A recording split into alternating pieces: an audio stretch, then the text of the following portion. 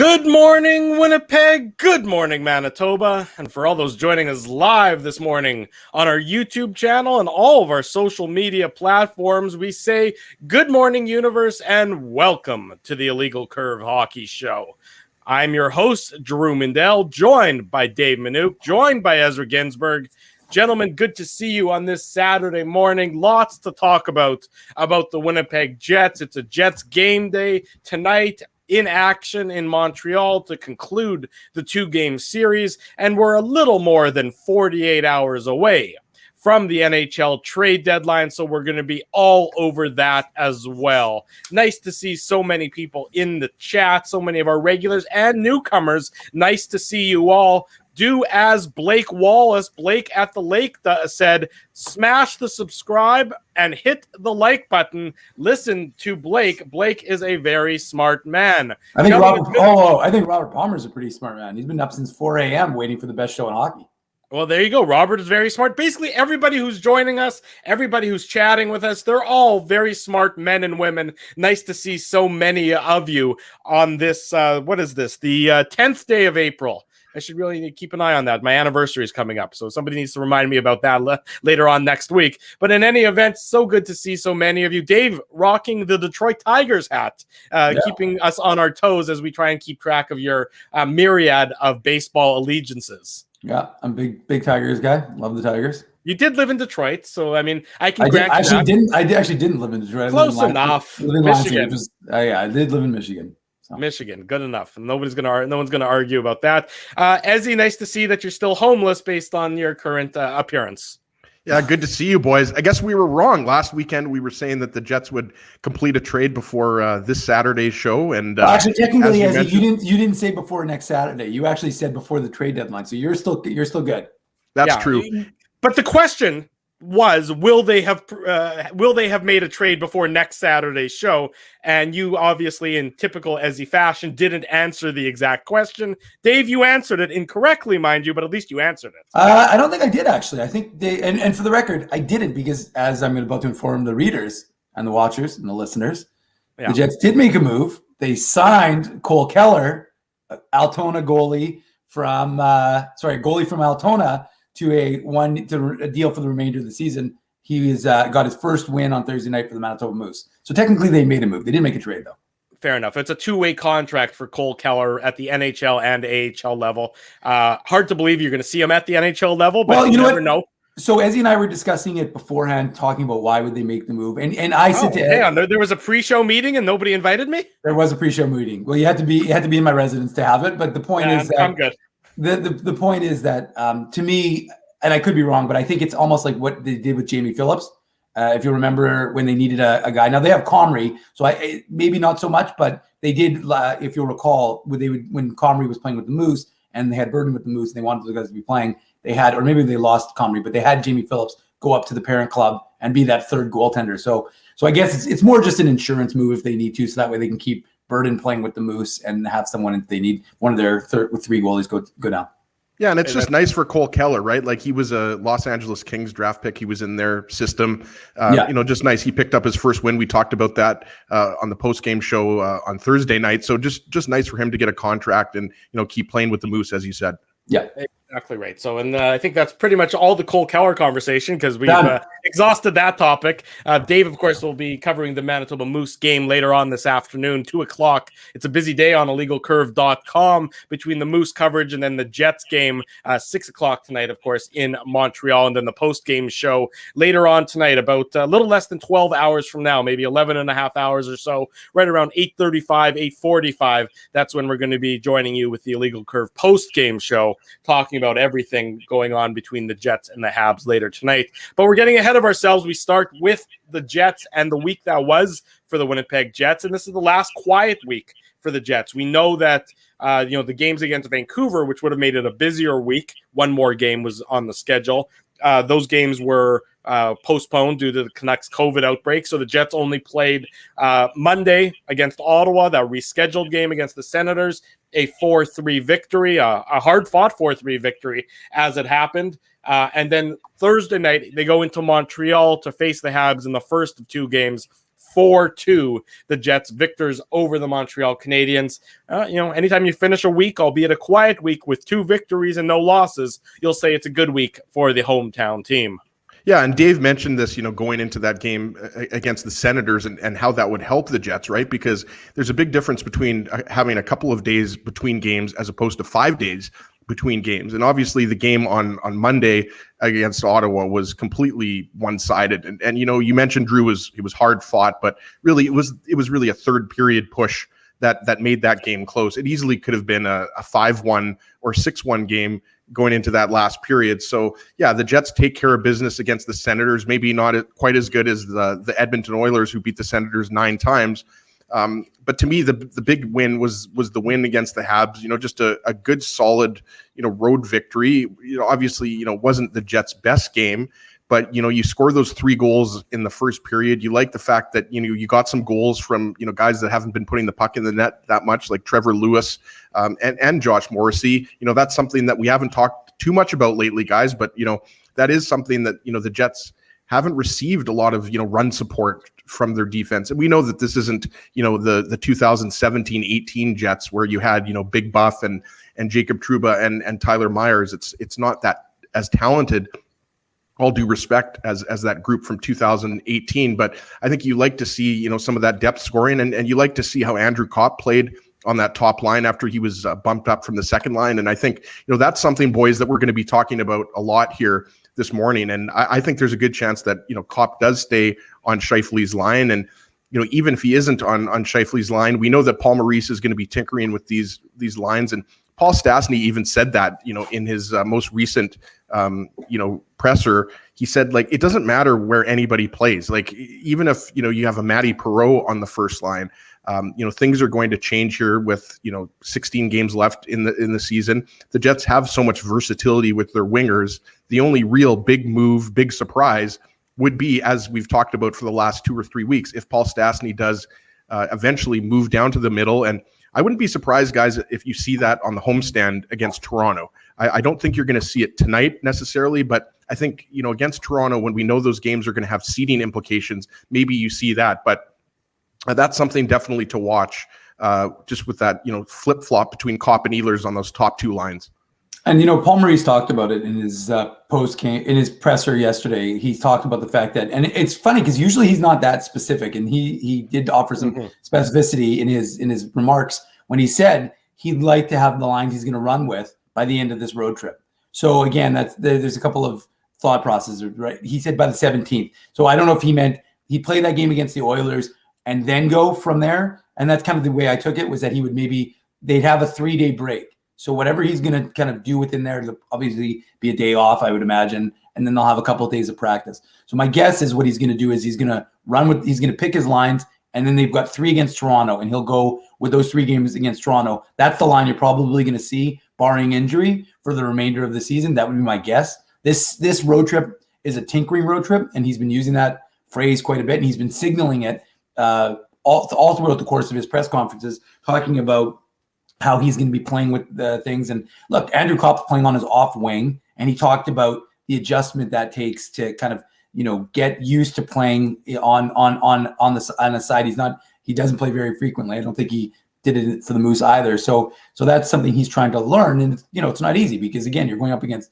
tougher competition. It's not as if there's a lot of latitude for him. So that's why Paul Maurice has talked about that idea. And it's interesting because Mike McIntyre of the Winnipeg Free Press has been kind of introduced this idea in the scrums. I think he did it yesterday, but he's talking about this buffer, right? The Jets have a 16-point advantage over the non-playoff teams. So isn't this an opportunity for the Jets to kind of play with some things and figure it out? And we've talked about it, right? Paul Maurice, I think, has learned his lesson about what happens when you become too reliant on one line and guys aren't used to playing with each other. So he's getting them that chemistry. He's giving them that opportunity to play together, and then they'll have that muscle memory if he needs to go back to it later on in the season. Yeah, and I think that's clearly where we're at, the point of the season where we're at right now. And the trade deadline obviously is a focus of today's show because that's coming up on Monday. But, after Monday, it's basically almost a month of for lack of better term, almost a month of exhibition games or 3 weeks of exhibition games to, normally exhibition games are what you use to get ready for the regular season. The Jets, the Oilers, the Leafs, the Habs, they're going to be using the next, 3 weeks worth of games to ramp up and get ready for the playoffs, because there is no playoff race in this North Division. I mean, which is, sort of hard to believe given what we would have, expected at the beginning of the year. But, as you look, we've talked about it. Dave, you mentioned, Paul Maurice mentioned, Mike McIntyre wrote about it in his article in today's Winnipeg Free Press. The Jets have that large 16-point cushion in the North Division between them and the Vancouver Canucks for the final, or for the, not the final playoff spot, but for a playoff spot. And so that's why Paul Maurice and the Jets team are going to be using the next 3 weeks worth of games. They're not fighting tooth and nail. When Blake Wheeler comes back healthy, I wouldn't be surprised if you see some guys, intermittently get some days off, maybe get a little bit of rest, not a significant period of time, but if you can get a guy, give him a night off and maybe get 3 or 4 days of rest out of the guy, you want everybody to be as close to 100% for the start of the playoffs, which is something you don't really ever get in an NHL season, which is what's going to make the playoffs, I think, so fascinating, in that you're going to have this buffer of time between, I'll say, between important games in the regular season and the start of the playoffs. It's going to be this weird sort of lull for the next 3 weeks after the trade deadline, because that's the last sort of milestone on the calendar before the playoffs begin.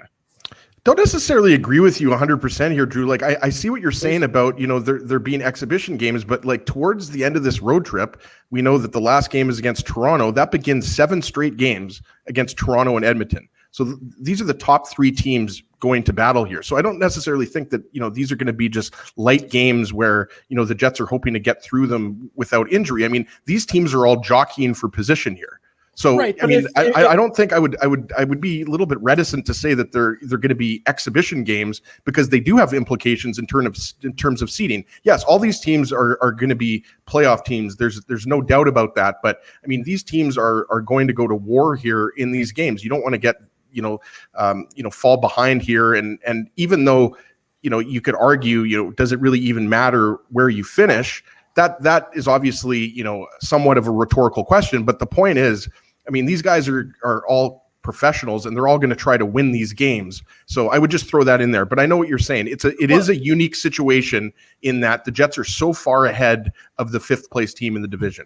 Well, and the only thing I would add, Drew, to be honest with you, that kind of the thought process is that I think what the Jets have managed to do to normally I would agree with you in terms of that idea of resting, but I actually think Paul Maurice has done a pretty good job in terms of avoiding putting his guys on the ice. So it seems like, and again, we don't know for sure, I think if you think about it, they've been remarkably healthy for the most part. They've avoided a lot of some things are unavoidable, like Blake Wheeler, that's unavoidable. But some of the little minor bangs and bruises, I think because he's giving these guys a lot of rest, he's not putting them on the ice too much.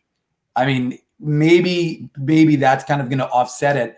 And again, I would be interested. I might ask him as it gets closer to the playoffs, that idea of, does he feel that the way they've been able to manage, and we know this is a season like no other, completely unique in its own character, does he feel that this will have given him a bit of an edge, not over other teams, because we don't really know what other teams are doing, but just in terms of how his team has been able to come back to the rink and have they managed to stay fresh? Because remember, we talked about that idea of using the taxi squad to kind of give his guys fresh legs, but it seems like with the way they've kind of gone through the rest phase of a rest and recovery phase on non-game days, that it's allowed his team to kind of stay fresh for most games.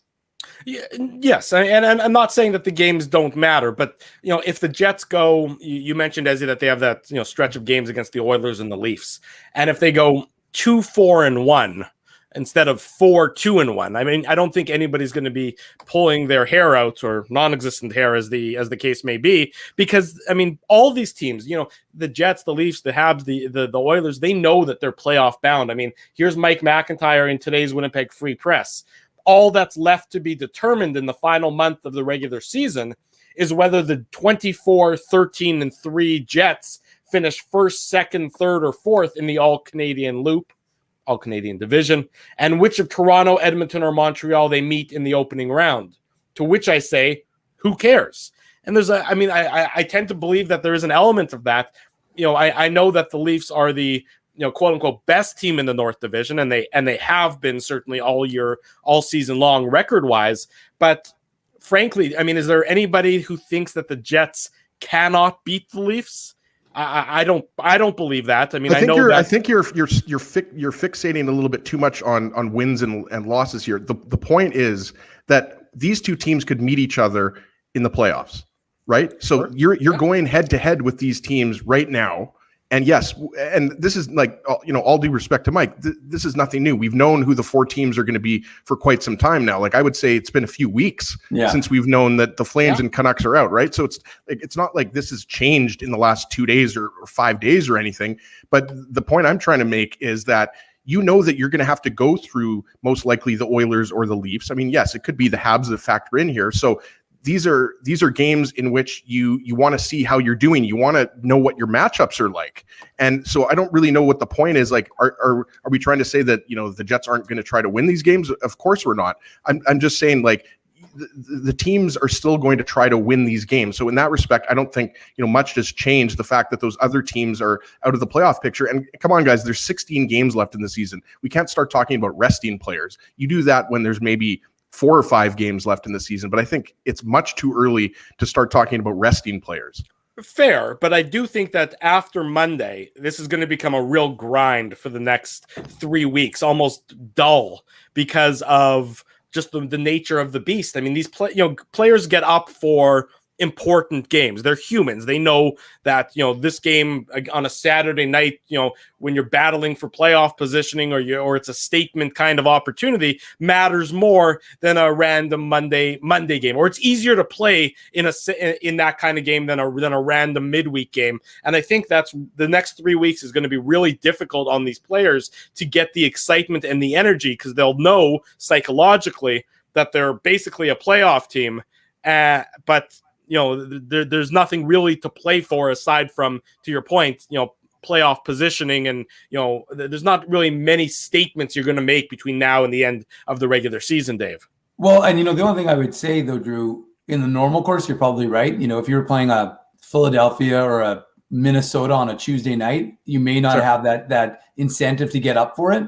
But I think because of the nature of the season, because of the nature of the scheduling, playing Toronto 3 games in a row, you have a little bit more of that must-win mentality. You don't want to lose 3 games in a row to the team. And as he's not wrong, Paul Stastny talked about it. You don't get to just flip a switch because it's the playoffs all of a sudden. Again, we've talked about it. You don't have to be a juggernaut 10-0 in your last 10 games to go on and win the Stanley Cup. But you have to be playing a fairly decent level of hockey to really get in there. I think, like I said, when I looked at it a few years back, I think only 1 or 2, I think it was like the Blackhawks in 2013, I think had a losing record, but other in the final 10 games of the season. But for the most part, the teams were above 600. Most teams had won the majority of their games going into the playoff run. So you don't want to be, again, final playoff, as he's right, in my opinion, in the final playoff game, the final regular season game, you can throw a guy, you can rest guys up before the first series.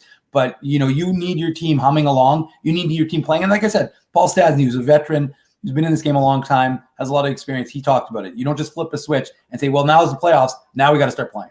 Yeah, and there's no right or wrong here, right? Like, we're just talking because we're right, Drew's wrong. Come on. Yeah, I'd like to think that, but no, it's and Drew's major point here is that this is a very unique situation for the Jets, right? Like, it hasn't been like this since 2018, right, guys? Like when the Jets and the Predators were battling it out for first in the Central. Okay, you knew the Jets had a cushion and all that, but the last couple of years here, I mean, the Jets have been battling for the playoff spot right till the end of the regular season. So it is unique in that the Jets haven't been here in 3 years. So, that's something that I think is definitely, on the tops of the minds of the coaching staff here. And, some of these games, even though it won't really matter because the seedings are going to change, like, the Jets and the Oilers, they're going to flip flop between second and third. Obviously both teams are going to hope to catch the Leafs here, but I mean, really, it's the way you're playing heading in, not so much wins and losses, but, do you have 4 lines going, right? How is Connor Hellebuck playing? There's no reason to think that, Connor Hellebuck will be playing poorly because, aside from a few poor starts this year, he's been one of the top goalies in the league. But I think, especially those 3 games against the Leafs, we know how, the Jets played against the Leafs in that first game. To me, those are going to be, really interesting games. Definitely not statement games, as you mentioned, Drew, because those 3 games in Toronto, those were statement games where the Jets took 5 of 6 points, because at that point in the season, the Jets were a little bit further behind the Leafs. But yeah, it's going to be, a little bit tricky for the Jets, the Oilers, and the Leafs to get up for some of these games. Let's move on to talking about the Jets forward lines, especially with Blake Wheeler out of the lineup. We know that he left Monday's game, or he finished Monday's game after taking an elbow to the chin, eventually ended up with a concussion. He's not going to be playing on this road trip. He's out indefinitely for the Jets. Before we do talk about the forward lines, as you can see on the bottom of the screen, the ticker there, Kraft Hockeyville, St. Adolphe, Manitoba is in the running to be Kraft Hockeyville 2021. Voting is open now. It closes today at 4:00 Central Time. Go and vote for St. Adolphe, Manitoba. You can vote as many times as you want. Unlimited voting. Cost you nothing. Pardon me? What's that? Cost you nothing. Exactly. While you're listening to us, be sure to go to crafthockeyville.ca. Cast your vote for St. Adolphe, Manitoba. I'm voting right now. There you go. Leslie's voting literally, right I'm now. voting right now. There you go. I believe you. Is he actually the mayor of St. Adolphe? Yeah, no, he's the town. Forget it. I'm not even going to go there. But if St. Adolphe wins, they're going to win $250,000 and an NHL game. So be sure to go vote for St. Adolphe, Manitoba, crafthockeyville.ca. Okay, so the Jets without Blake Wheeler, we know that didn't impact them, or didn't, negatively impact them on Thursday in Montreal, having defeated the Montreal Canadiens by a 4-2 margin. The interesting part, I think, for the Jets on Thursday night is that they started the game with their top 6 of Connor, Scheifele, Ehlers, Stasny, Dubois, and Kopp, and then Paul Maurice made the switch in the third period, going from moving Scheifele and switching Scheifele and Dubois and moving Kopp around. So then the game ended with Connor, Scheifele, and Kopp, and Stasny, Dubois, and Ehlers. What do you think about that move, and how do you think that's going to impact what we see for the Jets tonight against the Habs in the second of the series? Yeah, I mentioned it earlier. I think, there is a good chance that, that line stays together, even though it could change in game. And Paul Maurice mentioned this, and it's really not a secret, right? Like, we know the differences between Andrew Kopp and Nikolai Ehlers' game here, guys. What you're trying to do is just find more offense at even strength, right? Because we know that, Kopp and Ehlers are going to get their opportunities on the power play. Ehlers has obviously moved up to the top power play unit, but I think that's what you're looking forward here. And you're trying to see, if these lines can be a little bit more effective at 5-on-5, because that was something that we saw on Thursday as we welcome in Jay Bell here. I think that's what you're looking for, because, there's a good chance that these lines are switched again on this road trip. Yeah, it's certainly. Oh, there goes Jason Bell is going to join us, and then he disappeared. We may have been too quick. Jay Bell's never looked better. So Jason Bell with the win. There he is. He can see us. Jason, don't hide. You don't have to run away. It's okay. Anytime. Anyway, Jason's going to join us momentarily. Which one of us are the IT geniuses? By the way, Jay, I don't know, but your camera's not on. Well, what the heck? I got it. My wife is the IT genius, and even she doesn't know what's going on here today. What's up, Jay Bell? You got the dog barking. You got the bird chirping. We got a menagerie here at the Bell House. You have a pet bird? We have a conure. It was my 55th birthday present from my family. I've wanted a parrot my whole life, and it sounds really dumb, and I apologize. But I can put it on my shoulder if you really want me to. Yes, there's no question that we've never had a guest, as far as I know, that has a bird there that has a pet on their shoulder. Marty Bird, if you're a Ozark fan. Yep, Marty. I am an Ozark fan. I'm hoping for another season of Ozark sometime soon. I'm running out of things to watch otherwise. Jay, Jason Bateman's actually it was good to be with you guys. Take care. That is certainly a first for us on the Illegal Curve Hockey Show, having a guest appear with an animal on their shoulder. We have an animal, in the bottom right corner there, but his name's Ezra, and we're used to him at this point in time. I know. It's time. It's time already. Friedman did it. You can do it. Yeah, I definitely need to go check out a haircut very soon. Well, I don't even think I think they're just going to use like a weed whacker. So just go to your neighbor and see if they, have an edger or something that they can just, get rid of that scruff on your face. In any event, well, Drew and I aren't in a position to talk about anybody's hair. I get that, but I mean, at least the facial hair. I mean, do something with the facial hair. Our facial hair is nice and groomed, at least. I mean, we look like we're reputable members of society. Is all I'm saying there, Jay. Exactly. Obviously, Jay, we brought you on talk about the Jets. We got the trade deadline we'll get to as well. We started, though, we were just talking about, the forward lines with Blake Wheeler absent from the Jets lineup indefinitely. The rest of this road trip for sure, and who knows about concussions. What did you think of the switch that Paul Maurice made on Thursday night? He started with, Stasny, Dubois, and Kopp, and then in the third period, he quickly made that change to the top 6 forward group. Just wasn't getting the results that he wanted, especially in that second period. I don't know. Did you fellas think that it made much of a change? I just felt like in the latter half of a good chunk of the second period and the third, they were chasing. And of course they would be chasing because Montreal is a desperate hockey club. And the Jets, and of course Montreal generates a lot of offense. They certainly generate a lot of zone time, and they do take shots, but a lot of those shots are from the periphery, and Connor Hellebuck was in control there. I just thought it was one of those road games where you kind of get outplayed, but you take the 2 points, go back to your hotel and go back to sleep and hope you got a better effort on Saturday or generate the same kind of 2 points tonight. I just gave Montreal quite a bit of credit that night. I thought for a club that is desperate for points, they did everything they could to get them, just like 2 nights before. I mean, or the night before, they probably deserved a better fate against Toronto. So you almost kind of feel bad. I'm not a Habs fan, never have been, but I mean, you kind of feel bad for that organization that they weren't able to generate points this week, because I thought they outplayed Winnipeg. And so I don't know if that switch. I mean, Paul has always got his finger, as Mike McIntyre likes to point out, finger on the blender, and I think they're going to start. I wouldn't be surprised if they started the game the same way as they ended it. It sounded like Paul was not particularly comfortable with the way that things shook out in the first half of that hockey game with Kopp playing up. So, but I found that there hasn't been a lot of great chemistry on the top 6 for a couple of weeks now. It seems like things are just a little bit off. I'm kind of waiting for. I mean, Mark Scheifele, it's very hard to integrate any part of his game, obviously, but I'm kind of waiting for him to have a bit of a breakout leadership type of game. I think all followers of the Jets, people who watch on a daily basis, are kind of waiting for a more complete 60-minute, 200-foot game from Pierre-Luc Dubois, which I think is in there. It's almost like the guy needs, and maybe you can chime in too, but it's almost like there's so much there. It's like he just needs the summer off. He needs a camp, and he needs to kind of get some normalcy in his life, because it's been such a weird year for a player like him. But I don't think there's any question that he's a dominant hockey player, but I just don't think we've seen it yet.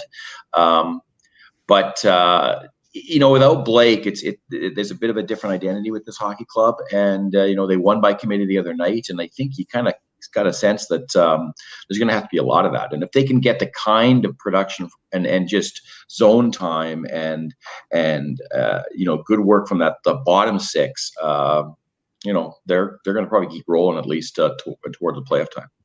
Yeah, no, Jay, I think you make some good points there about the top 6 and Dubois especially. It's not like you're saying they're playing poorly or anything like that. It's just that we know how good they can be. We've seen that, earlier in the season, and specifically Dubois, we know what he did, in the playoffs last year versus Toronto. And obviously, Paul Maurice and the Jets are hoping that, he replicates that in the playoffs this year. But there's no doubt that the top 6 can be better. Not pointing any fingers at anyone, but there's no doubt that there is a breakout offensive game coming. And I wanted to ask you about Mason Appleton, because you've got a great article in today's Winnipeg Free Press. I picked up the hard copy. It's a 3-page story, and everybody here in Winnipeg and beyond knows how good Appleton has been this year. And in the story, you talk about his family growing up in Green Bay. A big family. They adopted a Russian girl, Irina, and we recommend everyone reads this article, because it really just tells you a lot about Appleton's upbringing and that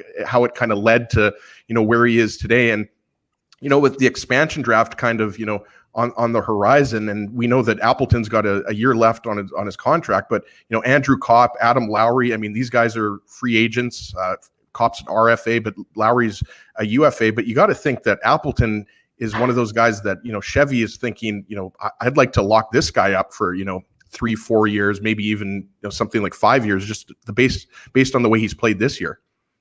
Well, he's kind of the poster boy for draft and develop, isn't he? I mean, you get him late, but they certainly liked a lot of things about him, even when he was in his final year of high school. And in college, with the USHL, they liked him a lot. And then they draft him, and then he has 2 great years in Michigan State. But they can't keep everybody, and this is the problem. I mean, there's going to be a concerted effort to make sure that they retain Kopp and Lowry. And then the numbers get scary for Jet fans. Like, who are they going to protect up front? Who are they going to protect? We know we are the quandary on the back end already. I mean, is it Dylan DeMello? Is it Logan Stanley? So there's going to be so many questions. And I'm sure the Jets organization right now are focused solely on 2021, this weirdly abbreviated season and going in the playoffs and whatnot. But I think it would be for Jet fans, I think it would be pretty demoralizing to see a guy like Mason Appleton just walk out of the organization. But we also know that, and the Vegas model showed us that general managers do a lot of very creative ways to keep their guys, and just go by the Toby Enstrom model and the Chris Thorburn goofiness and all that. And the Jets got away with they got away with a pretty plumb situation that time, and it remains to be seen if they will again. But it was really fun to do that story, and you guys know what it's like in the media, where the daily grind is such that when do you ever get afforded the opportunity to talk to 7 different people and write a story that you have to ask people to put aside 3.5 hours to read? But the movie version, I'm wondering. By the way, Jay, it took me 7 hours to read, just for the record. That's true. But it was fun to read it. Mason's family played along, and Mason played along, and the Jets were great about letting me talk to a couple of people in the organization. So, we can't do those long reads all the time, but they're a delight to produce, that's for sure. You're listening to the Illegal Curve Hockey Show Saturday morning. We're live on our YouTube channel and all of our social media platforms. We're talking about the Winnipeg Jets. Our guest is Winnipeg Free Press Jets reporter Jason Bell, alongside his bird, Marty Bell. Marty Bird. Sorry, Marty Bird Bell? No, he elected not to take our last name. Okay. That's too patriarchal. He emancipated himself. So, Jay, I'll reiterate what Ezzy just said. I thought it was a fantastic article you wrote on Mason Appleton. So we've shared it in the chat, and we'll share it on Twitter. I shared it on the morning papers. I think it's an excellent one. And you're right. You don't get a chance to write those every day, but when you do, they're a really enjoyable read. So that was a really well done piece. And as he's showing the thing on the thing. This is the beauty of being on TV now, Jay. We don't have to explain it. People can actually see it. It was also nice of you to include visual aids so as he could understand the article. Well, and it was cool because everybody was so kind to send me those photos. I mean, how do you say, can I get a high school picture? And their little PR department in Notre Dame sends me something, and Michigan State did, and Mom was thrilled to send me the family photo, and I guess we don't know Mason Appleton, but you get a sense that he's probably kind of comes from a salt of the earth family, and sure enough, he does, right? So anyway, it was good stuff. Yeah, no, it was really good. But Jay, this is trade deadline weekend, so of course, yeah, it is. And we've managed to go a couple questions without asking you about the trade deadline. So what's your thoughts on the Winnipeg Jets? I mean, we know what their need is, obviously. So is this the year? Kevin Cheveldayoff says, this group has competed well. The prognosticators, a vast majority, didn't expect this team to be fighting for the top seed. They expected them to be fighting for a playoff spot. Instead, they're fighting for the top. So do you think that he's going to be active? Do you think he's going to go, quote, big game hunting? And I mean, that big game seems to be a moving target now with teams like Nashville out of the running because they're competing.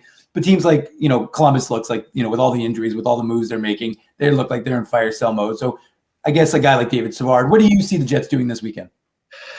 Well, obviously, again, we go back to the ugly truth about the cap, right? So, there's not a lot of room to wiggle there, but there are some intriguing things you can do with the cap as well. And as much as they like seeing Nathan Beaulieu in the lineup. Are you laughing because Drew? Are you smiling because of my bird on the shoulder? Is that what's making you smile? Is it off-putting? Do I need to get rid of the bird? No, you don't. No, definitely do not get rid of Marty Bird. Jay, we'd rather get rid of Drew than Marty Bird. Control. I feel like David Letterman on one of his shows when the Columbus Zoo guy comes out and like all hell breaks loose. I'm just picturing somebody tuning in right now, and we're talking about hockey, and then all of a sudden they just see Marty appear out of nowhere and trying to figure out why there's a bird on your shoulder in the course of this interview. This very serious interview, of course. Yeah. Well, go ahead. I will keep my smirking. So listen, I there's certainly improvements to be made on the back end. I think they've gotten pretty good mileage out of Tucker Pullman. He's it's an odd selection for the top pairing in my estimation. It's out of necessity, but I don't think you could debate that he has taken a step forward in the last, I'd even say the last dozen games. He's played with a little more poise. Sometimes he just looks like he's kind of running around and the easiest play for him is just to chip the puck up and not hit the clock kind of thing. But he's run around. He's changed that running around style a bit more. And I also think Josh Morrissey's play has improved too. I mean, I think he took a lot of heat earlier in the season, but I think there just seems to be a little bit more comfort there with him and Pullman. Neil Pionk has been a revelation. We know that.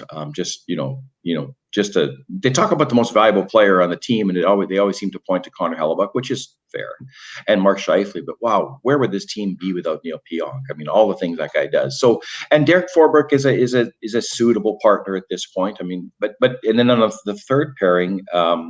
Dylan DeMello's been better. There's no question. The metrics suggest he's been much better. And Logan Stanley, we all agree, has been a great addition. And what he does, he's now got this willingness. It seems like he wants to throw down like every time he can, right? Which is, I mean, it's certainly, I mean, he's a million miles away from Buffalo, but going into the postseason with a guy that's got that presence, I mean, that cannot hurt, particularly on a team that really has had to protect itself. Again, by army, not just one guy can stand up. So that's a pretty neat tool to have. But there's obviously room for upgrades on that back end, and whether it's David Savard or, I mean, I think the Ekholm dream is dead because of what the Predators have done. We know that. I like the Alexic option again, but it all comes down to dollars and cents. I don't know what the situation would be up front, guys. You might weigh in as well. Blake Wheeler going down. Does it automatically mean that, oh man, they need a top six guy? I don't think so. I think the Blake thing is really unfortunate for their captain and for the organization, but I think that it also lets him have some probably much needed rest time, which I don't. Nobody wants to have a concussion, and he could be a very sick man right now. We don't know, but there's no way they're going to rush him into the lineup, right? They've got the playoff spot locked up. They're probably playing the Oilers, right? I think we all sense that. So Blake's probably going to come back in time for the postseason, and they'll win even if they go 500 the rest of the way with a healthy Blake Wheeler. I think they'd all take that. So I don't see them making a move. Would they try and get another guy with some playoff grit, some playoff experience to join with Nate Thompson and Trevor Lewis? I think that would be a big plus. I got nothing against Jansen Harkins, but I mean, would you not want to add a guy that can, maybe another PK guy, a guy that you can that's maybe been a good power play guy in the past that you can throw out. I'm not saying a Corey Perry type, but you know what I mean? But I think Kevin Cheveldayoff will be focusing, long answer, Kevin Cheveldayoff will be focusing on upgrading his defense in some way or another. But it won't be a stud guy, Dave. I just don't see how they make that money work. Yep. Yeah, I agree with you 100%, Jay. Like I'm looking at a Jamie Oleksiak, or I mean, you've heard, Mike Riley out there. I think, David Savard, we would all agree that's the big fish, right? Like if the Jets can swing a trade for David Savard, you're not going to have to necessarily give up a first pick, but I think that's the holdup right now because he's so highly sought after. Like you hear there's, possibly as many as half a dozen teams. And I agree with you in terms of the forwards. And that was going to be, my next question, because I agree with you. I don't think Blake Wheeler's injury is going to change much, but would you be surprised if Chevy brings in a depth forward, like a guy that I've floated out there that's on the TSN trade bait board is like a guy like Luke Glendening, like a center that can kill penalties. I think he's above 65% in the faceoff circle. Like, is that a move that you wouldn't be surprised if Chevy makes, just having another, depth forward that they can possibly use come playoff time? I guess it certainly doesn't hurt them. I mean, again, somebody else could get hurt down the stretch too, right? And then you've got a guy, and the next up guy is a pretty seamless fit, right? And it's not going to cost you anything for a guy like that, right? I mean, you're going, and now I don't want to slam 6-round picks because we just had to talk about a guy named Mason. Right? Man, those 6-round picks are useless. Chevy will do. I can't imagine he'll stand pat in a year when your chances of coming out of that Canadian division are not so bad. Like you could be in the Final Four with a little bit of puck luck and a real good Hellebuck and scoring a few goals. I mean, because you're going to have to score a bunch of goals against Appleton and Toronto. There's no question. Jason Bell is our guest. You're listening to the Illegal Curve Hockey Show. We're live on YouTube and all of our social media platforms. And Jason, to that point, and this is our Illegal Curve question of the day, and we want the audience to chime in on this as well. What is the Jets' ceiling in your mind right now with the roster as it currently is? Assume Wheeler's healthy. And then what could that ceiling be if they go out and they acquire a top 4 defenseman, or they upgrade the back end? How does that, do you think, change your impression of the Jets' ceiling for this season? Well, it really I think a first-round matchup, and a show of hands, do we all agree they're probably playing Edmonton? Mm-hmm. So what do you got to do to beat the Edmonton Oilers? I mean, the Jets are probably 90% better than the Edmonton. Well, that's not even fair to Connor McDavid. I mean, they're on paper they're a better team, but I mean, you've got a guy that is, as Blake Wheeler calls him, super freak, that can literally win hockey games just on his own. Like a superhuman effort by 97, they could sweep the Jets. We know that, right? And the Jets could outplay them and all the other business, and it just so. If there's a way to kind of keep him in check, and I think if you can keep him in check, Draisaitl will do his thing, but he doesn't win hockey games alone. The Jets could win that series. I think we agree with that, because stacked up for goaltender, defensive core, forward group, they're a better hockey club. Mm-hmm. And then in Toronto, I think it's a toss-up. I mean, if Toronto gets through Montreal, it's a toss-up. Again, I think Winnipeg has kind of figured out a way to handle, Mitch Marner and Austin Matthews. But wow, what an exciting series that'll be! I mean, I think that's what we all would love to see. I think Canadian hockey fans would love to see that series, right? So I like their ceiling. I think they have as good a chance as the other two to come out of that division. And then when they get to the Final Four, stacked up to get the rest of the league.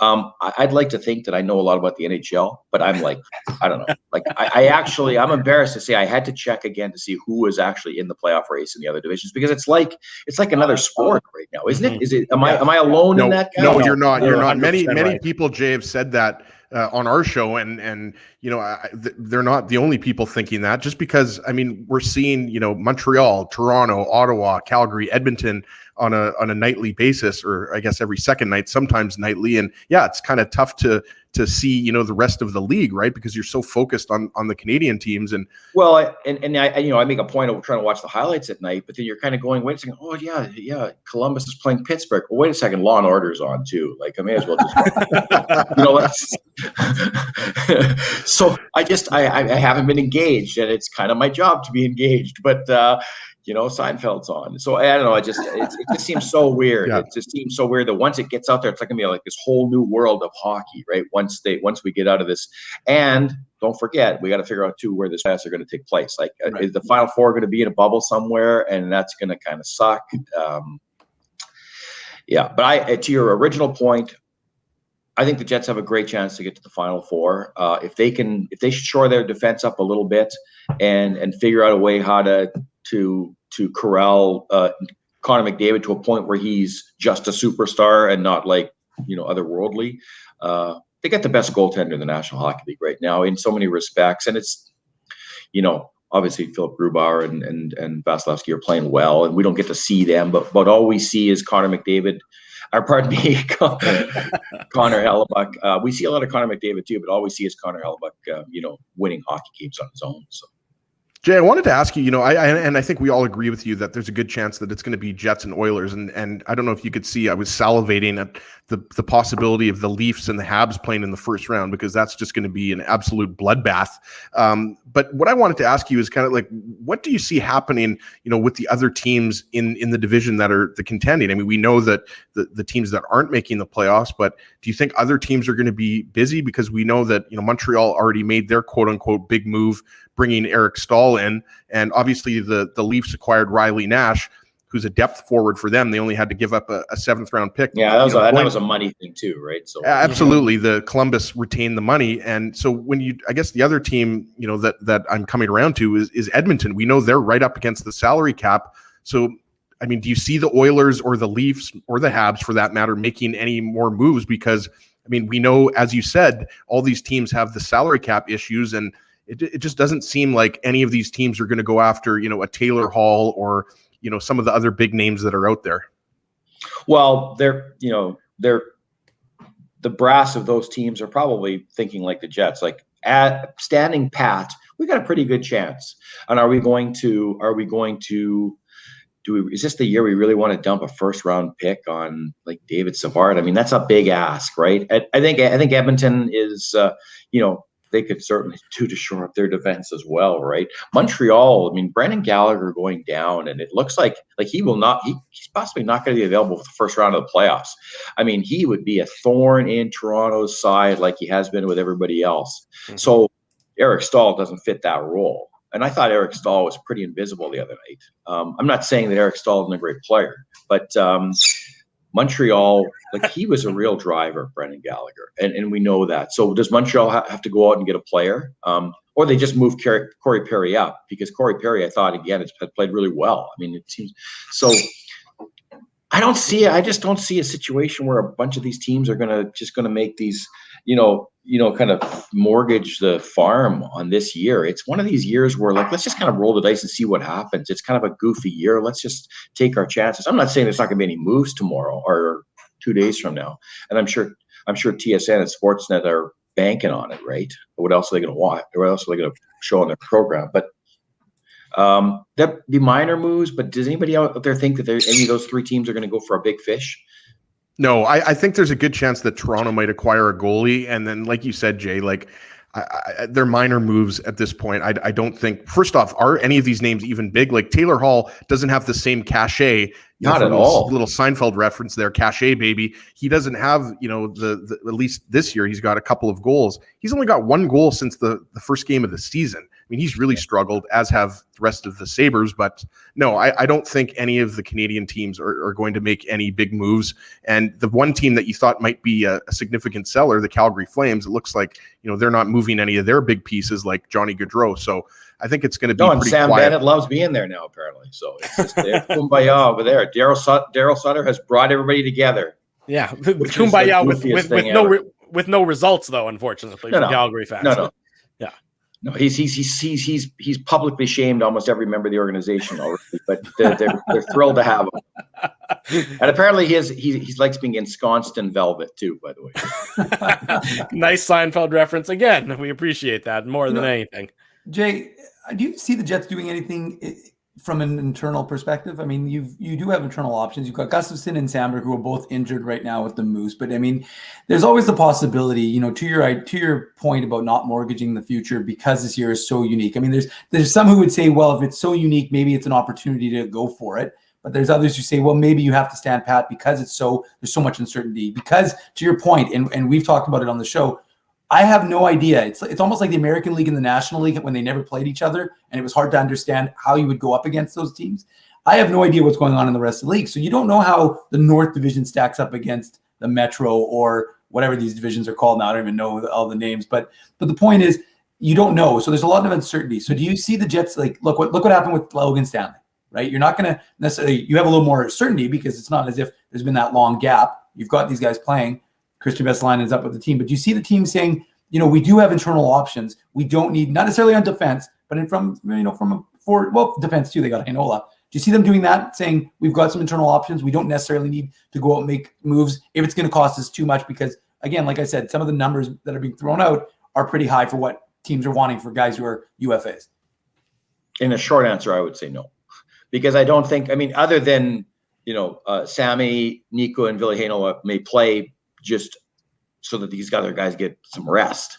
Mm-hmm. But I don't think there's any answers there to upgrade your team. I mean, they've made it very clear they are not going to rush Ville Heinola, or he would have been playing this year already, or Dylan Sandberg. I mean, they're very content with the 6 they have, and Paul will always opt for the veteran over the young player. So I don't think they're going to thrust them into a situation where they're playing even small minutes, protected minutes down a playoff stretch. I think they've made their choices on that, and respect them for it, if you will, because they've got a plan for those guys. I think the Sammy Niku thing, I think we'll probably see Sammy. We might see Sammy play soon, especially if the Jets realize Toronto's kind of out of reach. Home ice advantage against Edmonton doesn't really mean a whole lot because there's nobody in the buildings. So we're not going to move either way. So you'll see some guys maybe come in and spot off guys just for the rest. But I don't think, do you think is there anybody in the organization that makes, I mean, I think Cease and Luoto don't really have a jump up on the guys that are certainly, I mean, they love what Nate Thompson and Trevor Lewis have done, and they're showing confidence in Jansen Harkins to be the next guy up. So I'm not saying that the pipeline isn't strong for the Jets right now. I just don't see them dipping into it. Yeah, it's hard to. Yeah, sorry. Just going to quickly say, no, I think there are no shortage of players that have played for the Moose this year that could step into the lineup. I mean, Dave mentioned, and the big ones are on defense with Sandberg and Heinola, and David Gustafsson and Christian Vesalainen. There's no question in my mind, and I think David would agree that those guys can play in the NHL right now. I just think it's a question of is there an opportunity? Are the coaching staff willing to put these guys in? And we know how long Jansen Harkins had to wait to get into the lineup, right? So I don't necessarily expect any one of those 4 players that I mentioned to necessarily be in the lineup in the near future. But there's no doubt that the Jets do have internal options if they don't acquire anyone. But I'm kind of leaning towards the Jets acquire. Exactly. Yeah. I'm leaning towards the Jets acquiring 1 or 2 defensemen and a depth forward. I think there's probably 3 moves, and that's just my opinion, but I think there could be more than 1 move coming for Chevy before Monday. And it won't be Matt Hendricks. It will not be Matt Hendricks. Jason Bell covers the Winnipeg Jets for the Winnipeg Free Press. He does a great job. Marty Bird does a great job as well. Good, Marty, Jason, we appreciate you both of us joining us this morning. Thanks so much. We'll do it again real soon. So fun, thanks, guys. Jake. Now, how do I get out of here? Thanks. Take care. You just hit the X. There he goes, Jason. Well, technically, he's still here. He's still here. He's still here. I can boot him. I can remove him. There he goes. There goes Jason Bell. I'll tell you what, guys. Marty Bird. Marty Bird. We'll talk about Marty Bird on the other end of these commercials. More on the Winnipeg Jets. Smash the like button. Smash the like button while we go to break. You're listening to the Illegal Curve Hockey Show. We're live on YouTube and all of our social media platforms. Keeping Winnipeg laughing for over 30 years. Rumors, Canada's longest-running comedy club, bringing you the biggest laughs from the best comedians on the planet. Jerry Seinfeld, Chris Rock, Jon Stewart, Dennis Miller, Brad Garrett, the greats, and all the up-and-comers too. When was the last time you laughed out loud? Make it a great night out with friends, or book your office or birthday party. Even a fundraising event at Rumors. Get all the details and dates on upcoming shows at rumorscomedyclub.com. Hey, Drew. Ezzy, whoa, what a smile! Yeah, I got my crowns done at Linden Market Dental Center, and they whiten my teeth. I see. They're so bright that every time I smile, they go... We have hockey tonight. Do you have a mouth guard to protect those pearly whites? I sure do. Whoa, they even ting through the mouth guard. Linden Market Dental Center covers all your dental needs, from restorative to cosmetic dentistry, and will fit you with a sports guard for that active lifestyle. 877 Waverly. See lindenmarketdental.com. Hi, it's Drew from Illegal Curve here. Selling your home can be stressful, but it wasn't for me. Thanks to my friends at Zappia Group Realty, they made the process so easy. My home sold within 48 hours, and with multiple offers. Zappia Group Realty took care of everything with their exquisite customer service and attention to detail. If you want to sell your home for more in less time, get started by talking to Frank and Mauro Zappia of Zappia Group Realty. Online at zappiagroup.com.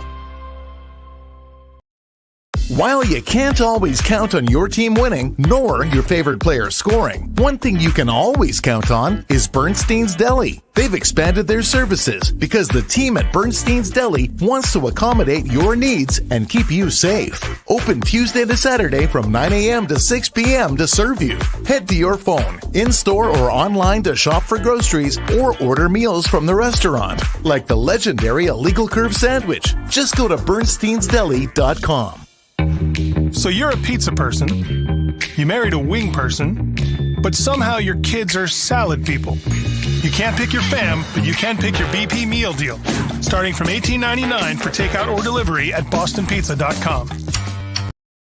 Welcome back to the Illegal Curve Hockey Show Saturday morning. We're live on YouTube and all of our social media platforms.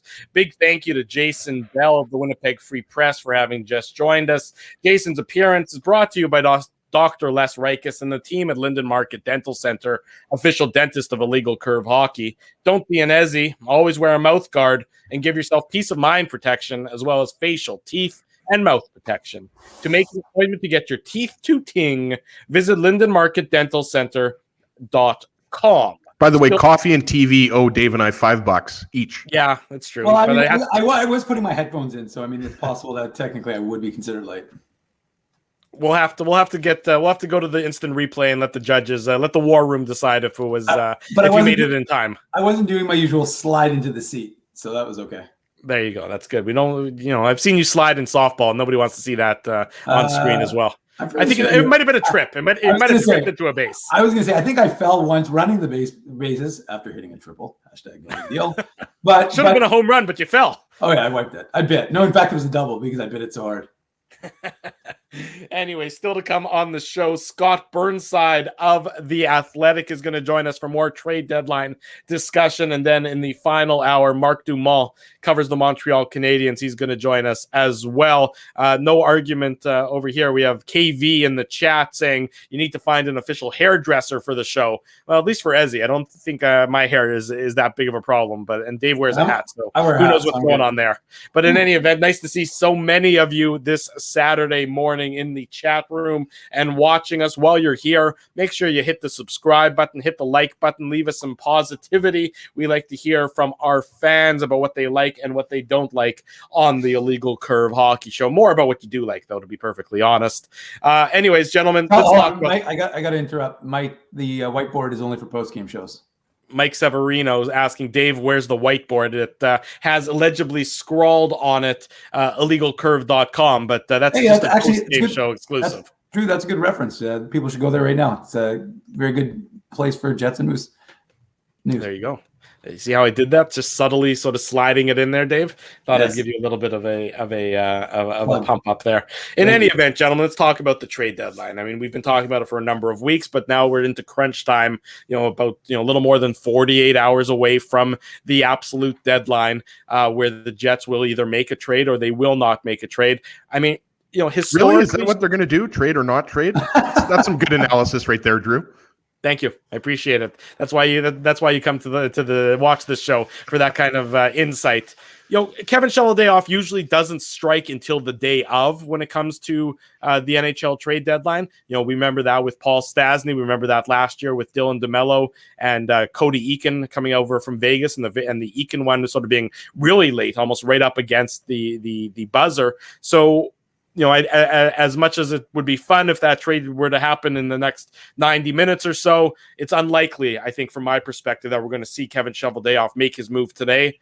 But do you think that ultimately, come Monday, the Jets do something to make a trade and upgrade a portion of this team? Well, the best is going to be when one of the insiders breaks the trade in 15 minutes. No question. Just to basically, spite Drew there. But yeah, I mean, I really do think there is going to be a move made. And, we should mention a guy that we didn't talk to Jason Bell about is Josh Manson. And, I did a little bit of research. I didn't watch the whole game, but, the Ducks and Avalanche played yesterday. And, for my money, guys, like if I'm, and I don't have any money, obviously, but if you ask me who I think is going to win the Stanley Cup right now, I'm going to say Colorado. And I realized before the season started, like they were the sexy pick. Like a lot of people were picking Colorado. And the game was 2-0. Anaheim there for a second. No. This is not Anaheim's year. Unfortunately, they don't have, this isn't 2007 and they don't have Niedermeyer and Solani. But no, I mean, you just watch that team. And the biggest difference between this year and last year is obviously they brought in, Devon Taves, but Philip Grubauer. I don't know if you guys have been noticing. He leads the league in shutouts. And so this is a guy who was obviously injured in last year's playoffs. So anyways, I kind of went on a tangent there, but the main reason why I was watching the game, in addition to checking out, Rantanen and McKinnon and the boys, is to watch Josh Manson. And we all know the connections, right? Dave Manson was a former Jet. Josh Morrissey played for Dave Manson in Prince Albert. Dave knows that. So there's a lot of connections there, right? I'm not sure if Morrissey and Manson are friends off the ice, but there's a chance that they know each other just because of the Dave Manson connection. But it makes a lot of sense. And, now I'm kind of leaning towards, if Chevy is able to put together a package for Josh Manson, I'm not sure if it's going to take a first round pick. It's a little bit trickier, to know that, because Manson does have a year left on his contract. But Manson, we know he's got the size, he's got the physicality, he can chip in offensively.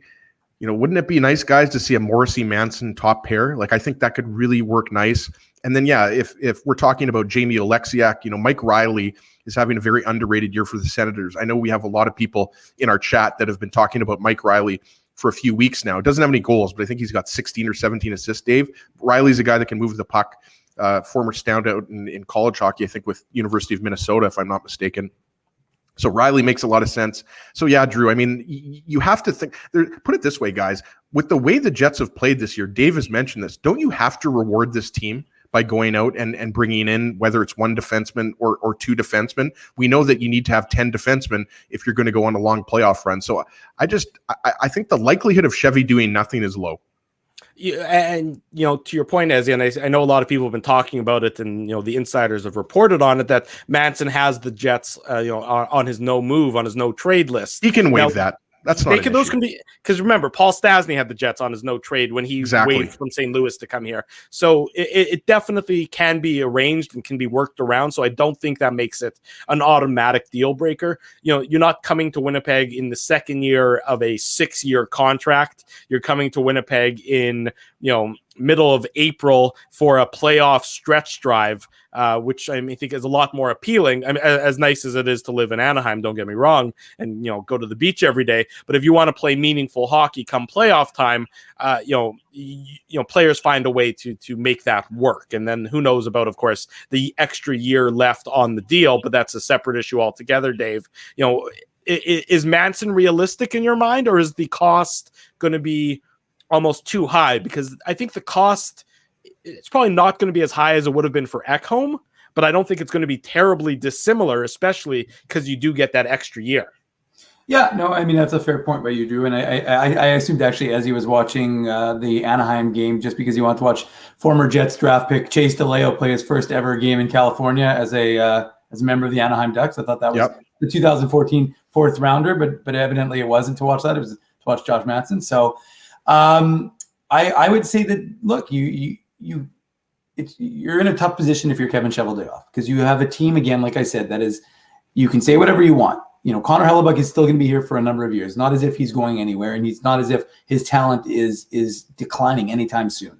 So it's not like you're going to lose out on him. You still got Mark Scheifele, you still got Nicola Ehlers, you still got Kyle Connor, but again, you've got Matthew Perreault. We don't know what's going to happen with him. You've got a core that seems to be working, right? And again, to me, it becomes a function of what do you do? Because you don't know. There's so much uncertainty. So do you mortgage the future? No.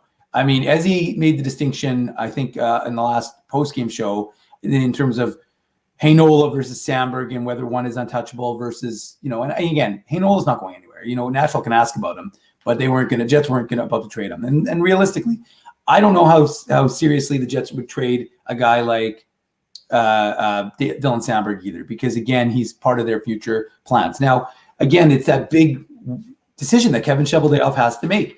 What do you do? Is your team good enough to do it? Well, you have the goaltender who's good enough to win you a Stanley Cup. I think nobody is going to disagree with that statement.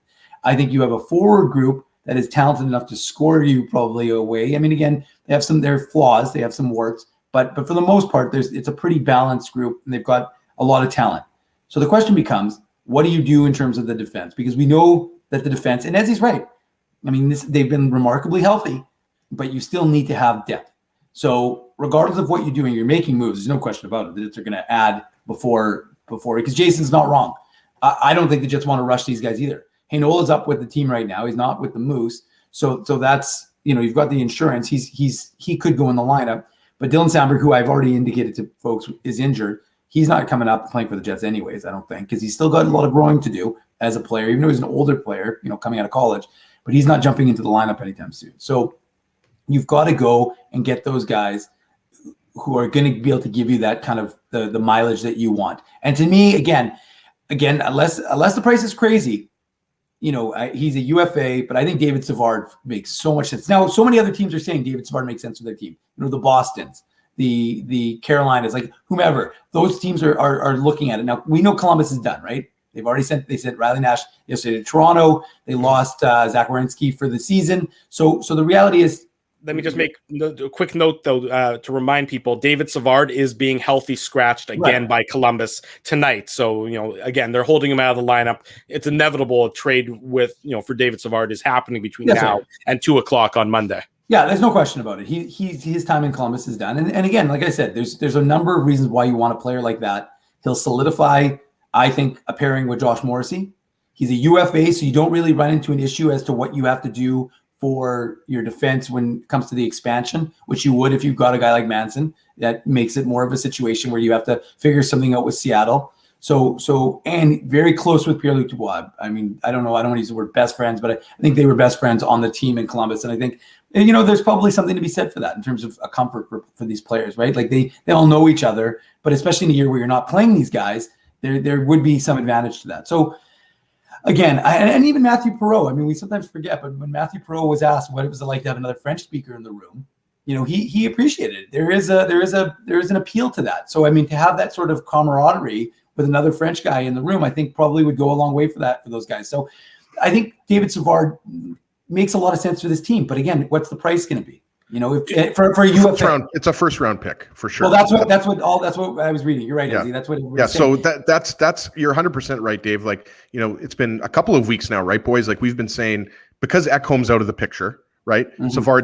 Savard's got to be your number one target, and I really do think that even if the Jets do acquire Savard, you could see another left side defenseman. Like, I don't think they're going to acquire two right shot defensemen, but that's why, we talked about names out there. Jamie Alexiak, Alex Goligoski is a left shot defenseman. We've talked about Mike Riley. I mean, Dmitry Kulikov is a guy that I don't think the Jets are high on, but, he is out there, and you hear, some other teams might be interested in him just to, as a kind of number 7, number 8 type of defenseman, right? And it's not going to cost you anything because he's not making that much money. It's towards the end of the season, but you're absolutely right. I think it comes down to, Dave, who is going to offer the most attractive package to Jarmo Kekalainen for Savard, because we know Columbus is not signing him. And the Jets might be a little bit reticent to give up that first round pick. But I think if you're going to give up a first round pick for any defenseman, it should be one of Savard or Manson. Well, that was going to be my question to you guys. Is you mentioned sort of the need, maybe the focus isn't necessarily on only one defenseman, but it's maybe two defensemen. Is that something that you think is a priority? A top 4 guy, and let's say some extra depth on the back end, especially with Beaulieu being out of the lineup for the remainder of the season. Because you look at the Jets defense, and they got the 6 that they got right now, and then you got sort of Sami Niku right now as your 7th, and you got Heinola there as well, in 7th, 8th, whatever numbers you want to use. But do they need sort of another depth guy in addition, that isn't really necessarily, that likely isn't going to play, but could just sort of be extra insurance for the team on the back end? Yeah, I do. And the only reason why I, just as I'm talking about it here, I'm thinking in my head, the only thing that and I mentioned this on last week's show, boys, like Logan Stanley has played so well that if you didn't have the emergence of Stanley, I think there would be more pressure maybe, or, Chevy would be more aggressive in trying to acquire a left shot defenseman. But put it this way, if the Jets go into the playoffs with that left side, it's not like it's a bad left side. Like, I have no problem with Derek Forbort and Neil Pionk. It's been the Jets' most consistent pair.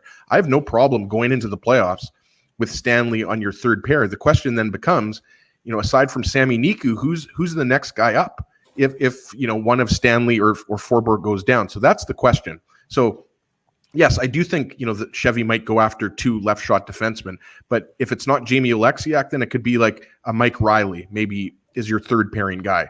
Someone's going to have to come out of the lineup, right? Like, we expect the Jets to acquire defensemen. That means, one of the Jets defensemen that's currently in the top 6 is going to come out. And the question then becomes, who's that guy going to be?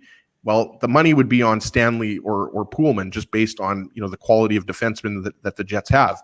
So it's going to be very interesting to see. But that's what I would say, Drew, that, I have no problem with Stanley. I've really liked his game. We've talked about him, and he deserves to be talked about because he's having a great rookie NHL season. So, if Chevy, and that's why the right side is so much more important. And we talked about it last week, because the right side isn't as good as the left side, in my opinion. Saturday morning, you're listening to the Illegal Curve Hockey Show. We're live on YouTube and all of our social media platforms. The NHL trade deadline comes up Monday afternoon at 2 p.m. That's obviously what we're talking about as it pertains to the Winnipeg Jets. Stay tuned, of course, to this show, to illegalcurve.com, and on our Twitter feed for any Winnipeg Jets trade news. This segment of the show brought to you by Frank and Mauro Zappia of Zappia Group Realty, official realtors of Illegal Curve Hockey. When 95% of your clients come via referral, it shows your commitment to honesty, integrity, and a total dedication to client satisfaction. If you want to sell your home for more in less time, come shake hands with Frank and Mauro Zappia online at zappiagroup.com. Dave, what are your thoughts about what Ezzy was saying about the upcoming trade deadline? Well, I mean, look, here's what in my mind what it ultimately comes down to. I mean, you've got you don't have a 4th and a 7th for the picks this upcoming draft, right? So you've got your 1st, your 2nd, your 3rd, and your 5th, and your 6th. But to me, I think the Jets. My head is on fire. Thank you, Jets Free. But I think it's burning hot to thinking about all these thoughts, these hot takes I've got coming up. All the traffic on illegalcurve.com is making you burn up a little bit. That's right. It's just every time I get more and more traffic, it blows. But I think to me, it's what is the value of a draft pick? And I think in this year, and I've talked to people who do this for a living. They say they're prepared. They say they're ready to know what's going to happen at the draft, even though, again, you haven't had the OHL play yet, right? So there's a lot of players who, in essence, have had a lost year. And they're not going to play, given what's happening with COVID in Ontario. I'd be shocked. But regardless, right? So you've still your point, I understand. And the draft isn't moving, right? It's not as if – so even if – in theory, these players could be playing when the draft is on, right? We don't know obviously what's going to happen. But and when's that draft, Dave? On my birthday. Oh, July 24th. That's right. That's his birthday.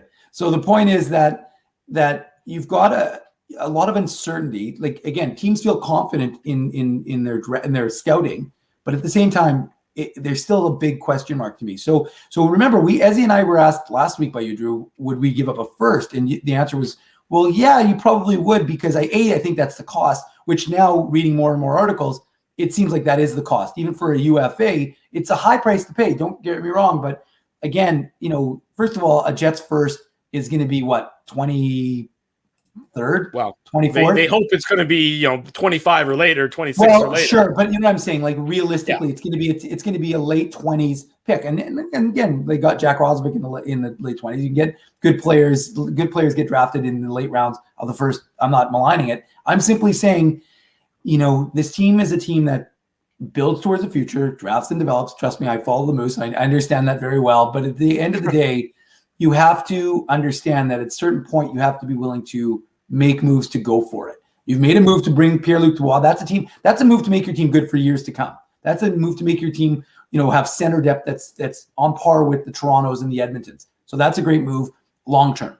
But again, like I said, you've got aging out guys, Perreault, Wheeler, that you kind of want to take advantage of them when they're still effective. And Matthew Perreault, again, we've seen Matthew Perreault kind of have a resurgence to his career this year. He's been fantastic. So to me, do you have enough to give these guys enough to get going? And I think in a draft that's so unknown, I think it's a year to take a chance with a draft pick and make your team better and give your team a chance to run. take a break, take a breath. We're going to come back and we're going to talk about the illegal curve question of the day. What is the Jets ceiling now, and how does that improve depending on the move the Jets make before the trade deadline on Monday? You're listening to the Illegal Curve Hockey Show. Drew Mindell, Dave Minuk, Ezra Ginsburg with you. We'll be right back with the illegal curve question of the day. We're live on YouTube and all of our social media platforms. Keeping Winnipeg laughing for over 30 years. Rumors, Canada's longest-running comedy club, bringing you the biggest laughs from the best comedians on the planet. Jerry Seinfeld, Chris Rock, Jon Stewart, Dennis Miller, Brad Garrett, the greats, and all the up-and-comers too. When was the last time you laughed out loud? Make it a great night out with friends, or book your office or birthday party. Even a fundraising event at Rumors. Get all the details and dates on upcoming shows at rumorscomedyclub.com. Hey, Drew. Ezzy, whoa, what a smile! Yeah, I got my crowns done at Linden Market Dental Center, and they whiten my teeth. I see. They're so bright that every time I smile, they go, "We have hockey tonight. Do you have a mouth guard to protect those pearly whites?" "I sure do." Whoa, they even ting through the mouth guard. Linden Market Dental Center covers all your dental needs from restorative to cosmetic dentistry and will fit you with a sports guard for that active lifestyle. 877 Waverly. See lindenmarketdental.com. Hi, it's Drew from Illegal Curve here. Selling your home can be stressful, but it wasn't for me. Thanks to my friends at Zappia Group Realty, they made the process so easy. My home sold within 48 hours and with multiple offers. Zappia Group Realty took care of everything with their exquisite customer service and attention to detail. If you want to sell your home for more in less time, get started by talking to Frank and Mauro Zappia of Zappia Group Realty. Online at zappiagroup.com. While you can't always count on your team winning, nor your favorite player scoring, one thing you can always count on is Bernstein's Deli. They've expanded their services because the team at Bernstein's Deli wants to accommodate your needs and keep you safe. Open Tuesday to Saturday from 9 a.m. to 6 p.m. to serve you. Head to your phone, in-store or online to shop for groceries or order meals from the restaurant, like the legendary Illegal Curve sandwich. Just go to bernsteinsdeli.com. So you're a pizza person, you married a wing person, but somehow your kids are salad people. You can't pick your fam, but you can pick your BP meal deal, starting from $18.99 for takeout or delivery at bostonpizza.com. We're back with the Illegal Curve Hockey Show. Dave Minuk owes $5. Could not get back in the chair quick enough. That's okay. We'll forgive him. I just wiped out hard, too. Wiped out hard. What's that? I wiped out hard. Oh, yeah, I bet it. What people don't see, Drew, is I'm obviously doing the show now at Dave Minuk's house in beautiful River Heights. And what people don't see is when we have these commercial breaks, Dave does the show upstairs and I do the show downstairs here in the great room, as they call it. And, people don't see what we do is we basically just bash you, Drew, for 2 minutes. So there's so much content that it's tough for Dave to run all the way upstairs. Yeah. I'm still usually well into my rant by the time I get a chance to get back upstairs. And as he goes, "Oh, Boston Pizza," and I'm like, "Oh, I gotta go." There's no bromance quite like the bromance the two of you share, and it's a beautiful thing. And if the heart of that bromance is insulting me, then the least I can do is let you guys have the little pleasure and joy that you get in your lives. Welcome back to the Illegal Curve Hockey Show. Saturday morning, we're live on YouTube and all of our social media platforms. This segment is brought to you by Bernstein's Deli, official deli of Illegal Curve Hockey and home of the Illegal Curve sandwich. Located in the Cordon Village Mall, Bernstein's Deli has been Winnipeg's deli destination for over 30 years. For more information, find them on Facebook or at bernsteinsdeli.com. Whatever you need, however you need it, Bernstein's Deli is there to help you out. Be sure to check out bernsteinsdeli.com for more information. Illegal Curve question of the day. It's at the bottom of the ticker for those of you joining us live on YouTube right now. With the Jets roster as it is currently constructed and when healthy, assume Wheeler in the lineup, what is their ceiling and what does the Jets ceiling become if they upgrade the defense ahead of Monday's trade deadline? Dave, first, I'll let you jump on that question to start. Well, and it's interesting because that's, Ezzy and I were talking about that during the break, and we were trying to save all that great content for now, but we sometimes do a little preamble in advance. And there's so much uncertainty. There's so much uncertainty as to what the rest of the league looks like. And when I was talking about that with Jason Bell, I said, like, the idea of this National League versus American League, before there was, interleague play in baseball. It's very similar to that. You don't know what other leagues look like. I mean, again, and it's funny because as you talked about watching that Anaheim game last night, I turned on the Columbus, Florida game randomly 2 nights ago. And it was like, I felt like I was watching a completely different sport. Like I didn't really know what was going on. And it was weird because, we're so immersed in hockey, but we're so immersed in Canadian hockey right now. And it feels like a completely separate entity. So it's very difficult. And as he was, like I said before, when we were talking about it, listed off all these teams that are fantastic, the Tampas, the Colorados, the Vegases. But it's very hard to know what it's going to look like in the playoffs because you saw what happened with Colorado last year. I mean, they ended up using Michael Hutchinson as their goaltender, right? So you're always, there's so much uncertainty in playoff hockey and what an injury and how, I mean, the Jets are a perfect example. Patrick Laine, Mark Scheifele in the bubble, right? To get into the bubble.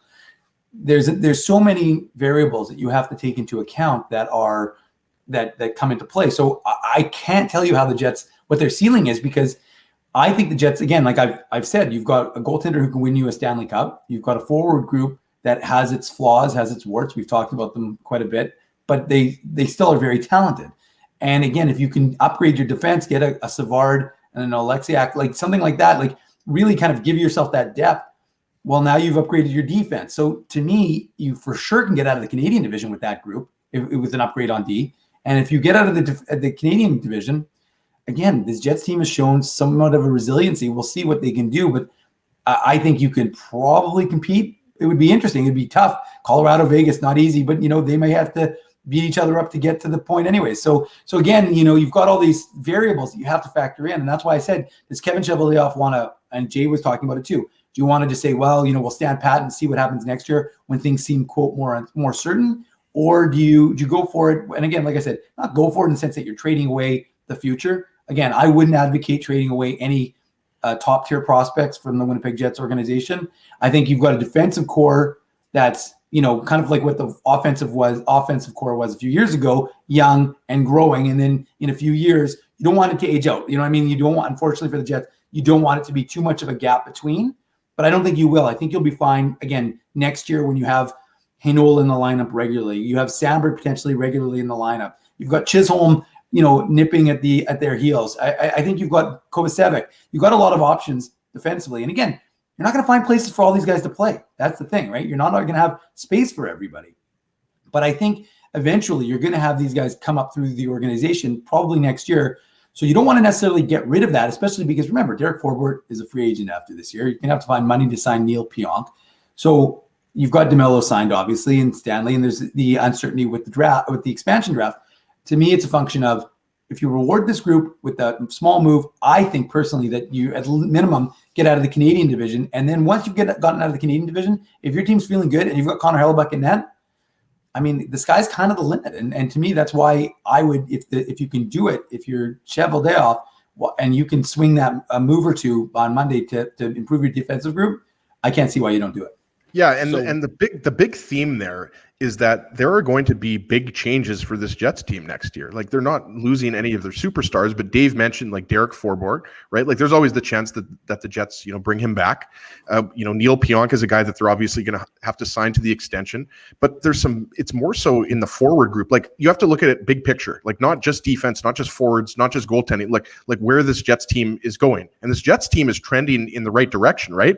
Like, after, the 2018-19 season when they were knocked out by St. Louis, it wasn't really sure, like, have the Jets kind of, are they kind of stagnated, right? And the way that, certain guys have developed this year, like namely, players like Mason Appleton, the Logan Stanleys, Dave mentions, Ville Heinola, Dylan Sandberg, Johnny Kovacevic, Declan Chisholm, like there's a lot of good D prospects playing for the Moose right now. So you have to look at this like, the Jets might lose, one of Andrew Kopp or Adam Lowry, right? Mm-hmm. Just simply because of the expansion draft, right, guys? So, I mean, you could lose a Dylan DeMello if you acquire a defenseman with term. Like if the Jets acquired, Josh Manson, DeMello would probably be the guy that's exposed. I think we'd all agree with that, right? Because you're not exposing Morrissey or Pionk, and you're not going to give up a first-round pick for Josh Manson and then expose him in the expansion draft. That wouldn't make sense. So I almost think you don't want to overcomplicate this, right? Like Chevy has given up first-round picks before when he thought his team had a good chance at winning. And as Dave said, you look at that division, and yes, Toronto is the best team on paper, but I don't think the Leafs are that much better than the Jets. Like, is Jack Campbell going to be able to maintain the way he's playing? I think, we'd all agree that he's a great goaltender, but I think we'd all agree that Hellebuck's better, and he's the best goalie right now in the North Division. So even though you might not be like one of those top tier teams like Colorado or Tampa Bay or Vegas, I think you do think you have a shot. So I don't think you want to overcomplicate it. If you have the right move there, if it's David Savard, Josh Manson, I mean, those are the big ones we've been talking about. I think you do give up the first round pick. We know the names that have been bandied about because they're the names that are being bandied about in cities, across the NHL that have playoff aspirations. The way Kevin Cheveldayoff works, though, I wonder if he's got, he does operate sort of stealth-like. Yep. We remember Paul Stastny. His name wasn't being bandied about. Nobody talked about Paul Stastny. Well, St. Louis, just going to say, Drew, you remember St. Louis was 1 point out of a playoff spot or 2 points out of a playoff spot? That's why it was so surprising back in 2018 because they were still making their push for the playoffs. Right. It's just a realistic general manager in Doug Armstrong who is confident enough in his position to know what he had in the team and knew that they weren't good enough to really get there, or if they were going to get there, they were going to be first round fodder. That's what you want. You want a confident general manager who's got a realistic opinion about the team.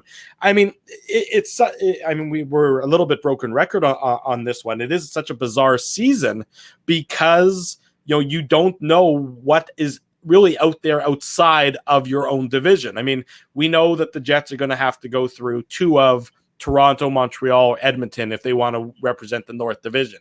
That Colorado and Vegas and the Minnesota Wild have been playing great hockey as well.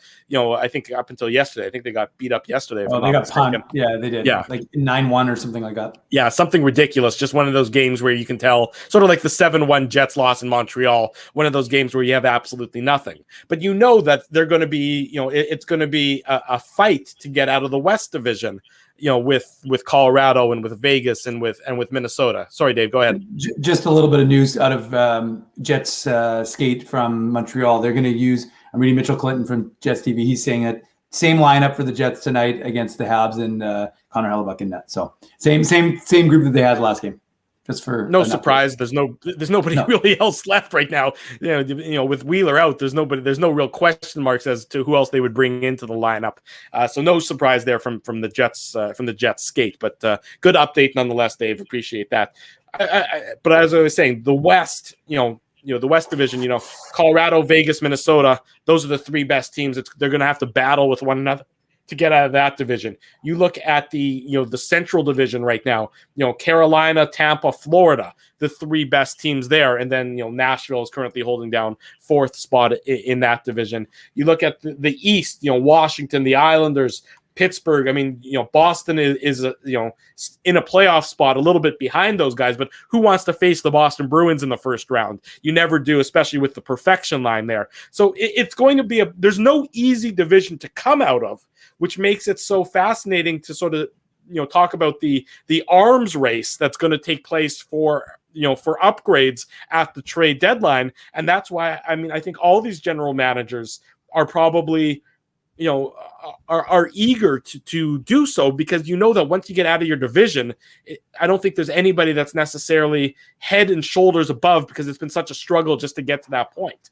Yeah, absolutely. Like I would say, this is just me personally. I think Colorado and Tampa Bay are in that upper tier, but I don't think they're head and shoulders above anybody. But those are the two best teams in my opinion. I think Vegas is right behind there. But you're absolutely right, Drew. There isn't necessarily one clear-cut team in any of the four divisions, and I don't think this year you can say that there's noticeably one division that's the most competitive or the best division.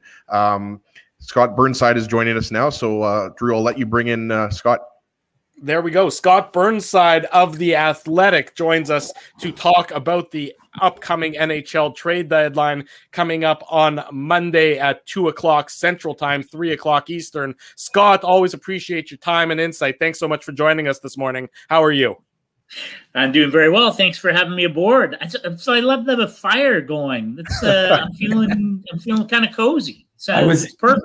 I was inspired. Mike McIntyre of the Winnipeg Free Press had a fire in his background when we had him on the show a few weeks back, and so I was inspired by that. A little bit jealous. I had fire envy, so as a result, I've created my own.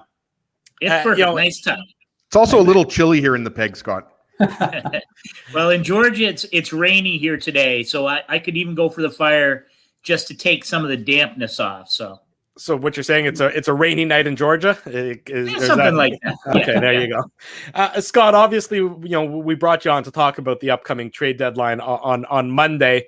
And, I guess maybe Dave's fire is a bit of an analogy. Is it going to be sort of calm and cool like it is there in Georgia right now? Or is it going to be all hot and bothered like the fire behind Dave's head? It's been quiet, so far, more or less. A couple moves here or there, but nothing like we're used to seeing, in the days leading up to a trade deadline. Yeah, I wish I had a real sense of it. I know Pierre Lebrun and I have been talking about the trade deadline now for weeks on our podcast, and I think the consensus is that the Seattle expansion draft, the flat cap, the divisional play, even with the reduction in the quarantine for players coming from the U.S. to Canada from 14 to 7 days, that's still a big mouthful at this stage of the season in terms of bringing a player in. I thought that Mark Bergevin was insightful for him to acquire Eric Staal when he did, and now he's been in the lineup for a couple of games, and so but you have to factor that in if you're Kyle Dubas in Toronto, and obviously Kevin Cheveldayoff in Winnipeg. How do you maneuver the next 48 hours, and what is the on top of the value of a player, and let's whether you're talking a Taylor Hall, whoever you're talking about, to factor in the extra week where you don't have access to that player, and of course the Jets went through that earlier with Pierre-Luc Dubois. So I think it all conspires to really tamp down what could happen by mid-afternoon Monday. But I will say this, the Islanders get in early. Lou Lamoriello 2 years in a row now with a bold move at the deadline, and I like the Kyle Palmieri, Travis Zajac ad. And I like it for both those teams. I thought that's pretty good return for Tom Fitzgerald in New Jersey. So there are teams that want and need to make moves, and I think it will happen. I just don't think it's going to be the sort of the landslide of things that we might have anticipated. Of course, what's going on in Vancouver is another issue there. You see Tanner Pearson sign the extension. So I just think it's going to be quiet, but I don't think it means that there won't be meaningful moves. And there's still pressure on GMs, in spite of all that stuff, to make moves if they need to. There's still pressure on Kevin Cheveldayoff. There just is. And so, can he get something done? I guess we'll find out. But I think it's going to be fascinating, even if the number of trades is sort of more modest than we would normally expect at this time of year. Yeah, and Scott, just sticking with that, you were mentioning that you think it's going to be a little bit more quiet and we're not going to see a landslide of moves. Like, if you had to pick one or two teams that you think might be, more active than others. I mean, the Jets could obviously be one of those teams, but, going back to last year, Tampa Bay was obviously one of the more active teams. Like, do you see that, like, could that be the Boston Bruins? Could that be the St. Louis Blues? You hear that they're going to be in this weird position where they could be buyers and sellers when they're going to move, like maybe Mike Hoffman, Vince Dunn, but they could also, be out there trying to acquire a piece. Like Taylor Hall's name has been mentioned, but like, do you see one team making 3 or 4 moves, or do you think each, like, going back to what you said before, the Islanders have already made their move? Like, we saw the Leafs acquire Riley Nash. It doesn't seem like, there's one team like a Tampa Bay like last year. Yeah. And that may be the case. I think what will be interesting, and I know my pal Pierre Lebrun sort of floated this idea, but this notion that, if you're a team like Toronto and it's sort of dollar in, dollar out, and I think sometimes we imagine, well, that means if you trade, let's say they trade for Taylor Hall, that the dollars that go out have to go back to Buffalo. That it may not be that way. The dollars may go out to a team like Detroit, or it may go out to a team like Chicago. We already saw Chicago in a deal with Florida for a couple of young prospects. I thought a good deal for Stan Bowman there, but it creates cap room for Bill Zito in South Florida. I'm fascinated to see what the Panthers do they've created some more space. They already had space, but they've now created some roster space. Brett Connolly, they've been wanting to move him for some time, didn't really fit there. Of course, with Aaron Ekblad out for the rest of the season, the obvious, could you bring in a David Savard from Columbus, who Bill Zito knows very well from his time there? But could you bring in an impact forward to play somewhere in that top 9 now? And I think Bill Zito's in a position, he's already traded a couple of young players, but he's not touching. I don't think we'll see many more sort of top young assets go out from Florida. But that's a really interesting team because they're really good, but he's still taking the long view in South Florida. It's his first year there. So I'm curious about them. Are there teams that use teams like Chicago or Detroit to park some salary so they can make those other moves? So it may be one of those situations where there are 2 or 3 things at play for Kyle Dubas to bring in the player that he wants. And part of how so strange the last 2 or 3 weeks. I mean, a month ago, weren't we all in on Nashville selling off everyone, right? Kai Sekon was at the top of our big board at The Athletic, and Mikael Granlund, I know people sort of connected him with the Leafs. Like, if you're David Poile, and that injury list in Nashville is unbelievable, but if you can hang on, and I do like them of those teams sort of hovering around the 4 spot there, it's pretty critical for Nashville to be in the playoffs. So I won't be surprised if David Poile isn't the seller that we thought he was going to be. Arizona is another team. They've got, I think 9 UFAs potentially in that roster. Bill Armstrong's in his first trade deadline with the Coyotes. They need help, a ton of help in terms of restocking that shelf there. And they're really not a playoff team, right? I mean, I know St. Louis has made it interesting by playing so poorly, but they're not really a playoff team. And they're not a team you can imagine knocking off Colorado or Vegas at the top, with all due respect to the Coyotes. So is that a team where you see some of those parts? Alex Goligoski's having a nice season for them. Could be a nice fit anyway. I think he'd be a nice fit in Winnipeg, perhaps. But certainly teams looking to add on the blue line, Boston's another one. So I'm curious to see what happens with that team. And it's so fluid. I think it's exciting, even if at the end of the day it's only a handful of deals. You're listening to the Illegal Curve Hockey Show. We're live on YouTube and all of our social media platforms. Our guest is Scott Burnside of The Athletic. We're talking about the upcoming NHL trade deadline. Monday afternoon, 2 p.m. Central is when deals need to be completed by. Scott, this is such an unusual year, and there's so much uncertainty in terms of, we talk about it all the time here on this show, is that all we really focus on is the North Division. We don't have a clue what is happening down south. And it's just, you have this tunnel vision. You see what's happening. You watch the Jets every night or almost every second night, and you see all the other Canadian teams playing. You really don't know what's going on in the other divisions. And I think part of my curiosity and what you're thinking about this is, I mean, in terms of the price for trades right now, we're hearing, for a guy like David Savard, it could be a first. There's a lot of uncertainty even with what the draft looks like. But do you think that the uncertainty of what playing these other teams also is factoring in for these GMs? Because if you're the Jets or the Leafs and you think, hey, we're the best team in the Canadian division, that might be great, but you might get schmeiced by, Vegas. You don't know what that's going to look like. So how much do you think that plays in to the GM's thinking for this season? Yeah, that's a great question. I'm not sure it factors in all that much, because with the first 2 rounds in the playoffs within the division, and so what do you know? You know your own division in a way that you've never known it before. I live in Georgia, but I'm fascinated by the North Division. Every single night, you're sort of looking around, and I don't see the top 4 changing at all. I just don't see that happening. But every night it's okay. Are we going to see Winnipeg Montreal? Is it going to be Winnipeg Edmonton? How do those potential series, how do they look? And I think if you're Kyle Dubas, or if you're Kevin Cheveldayoff or Kenny Holland, Mark Bergevin's already made his, I think, a nice move for the Habs. You got a chance to win 2 rounds to get to a Final Four. And I think that's when you worry about, how do we stack up against Vegas? Or do we have to worry about if Vegas is going to make an ad, or, Colorado? I love the Patrick Nemeth ad. And I covered the Avs Nashville series in 2018. And Patrick Nemeth had come from Dallas, really interesting guy, solid. He's a nice fit there. And I think there are going to be those are the kinds of moves. It's the fit, because you have such a limited time to bring in a player and have him fit your group. but I don't think you can pay attention outside your division. You get a chance to go to the Final Four by winning 2 rounds in your division. You played each other 100 times.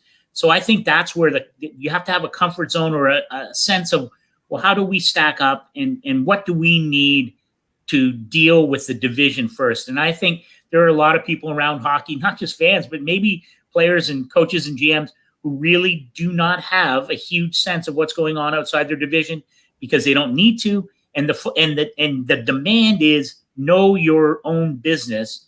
And then if you get to the Final Four, that's pretty good. Then you can start to worry, geez, maybe we don't stack up so well, or wish we'd had another meeting. Scott, you mentioned that, despite being in Atlanta, that you pay attention to the North Division because, it's been a fascinating division to watch, like a lot of these divisions have. Obviously, when you're in the eye of the storm, like we are in Winnipeg, you're so Jets focused. I'm curious what your opinion is of the Jets sort of being out of the eye of the storm, as I mentioned, being able to maybe take a step back and take a more, fulsome view of the team as we sit here a couple days before the trade deadline.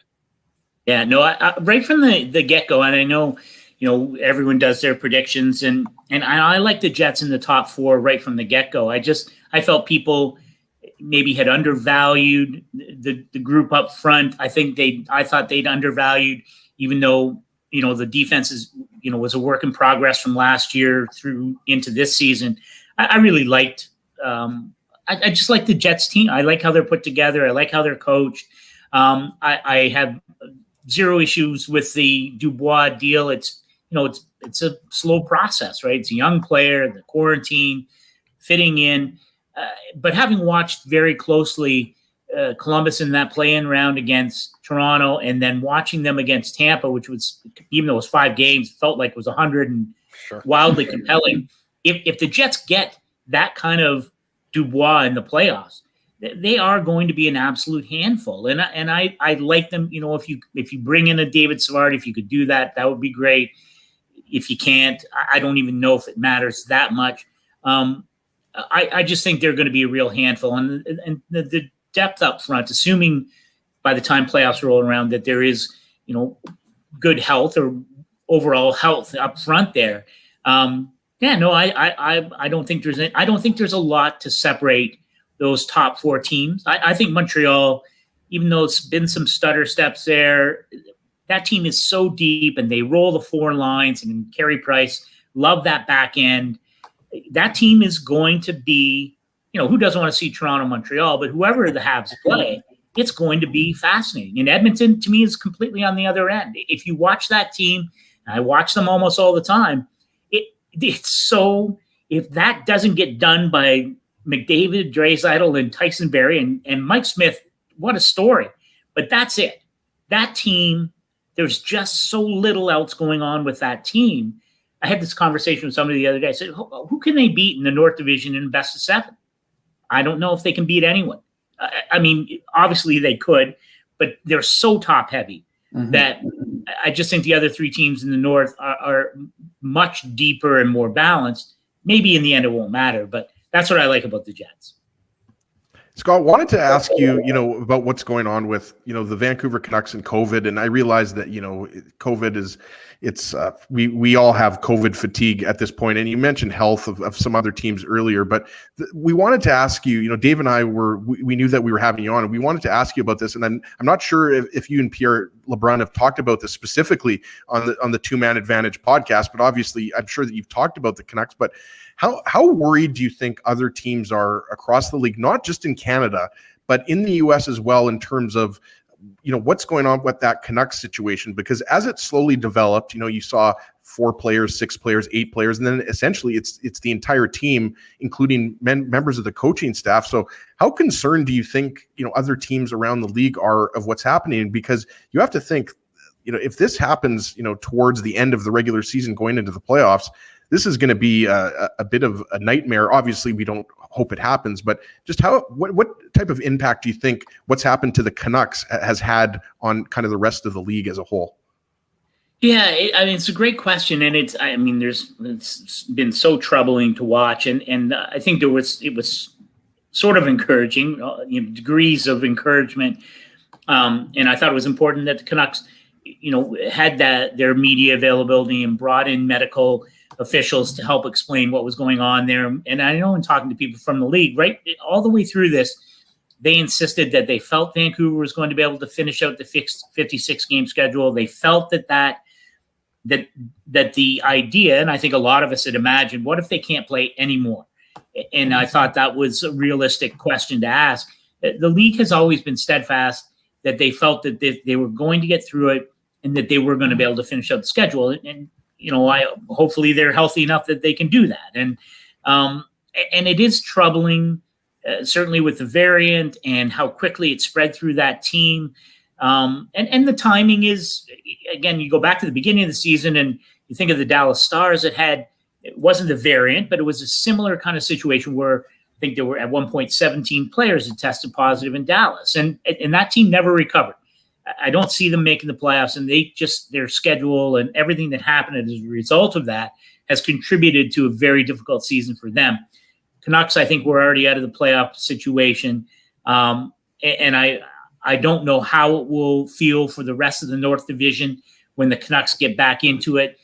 I have to assume, though, that the protocols be very closely monitored and watched.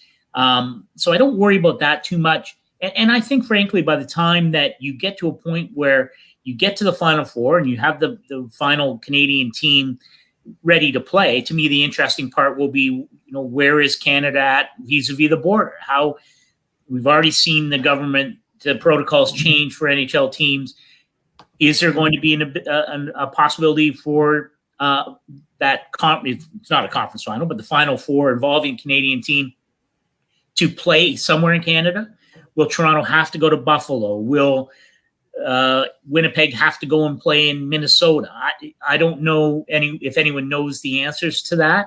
But I think that there's enough time that I think at least certainly when you look at the United States and the way the vaccine rollout, I'll be shocked if by the time the playoffs start, frankly, that there aren't a high percentage of NHL players and staff and coaches who haven't already been vaccinated in the United States. That's just where we're at right now.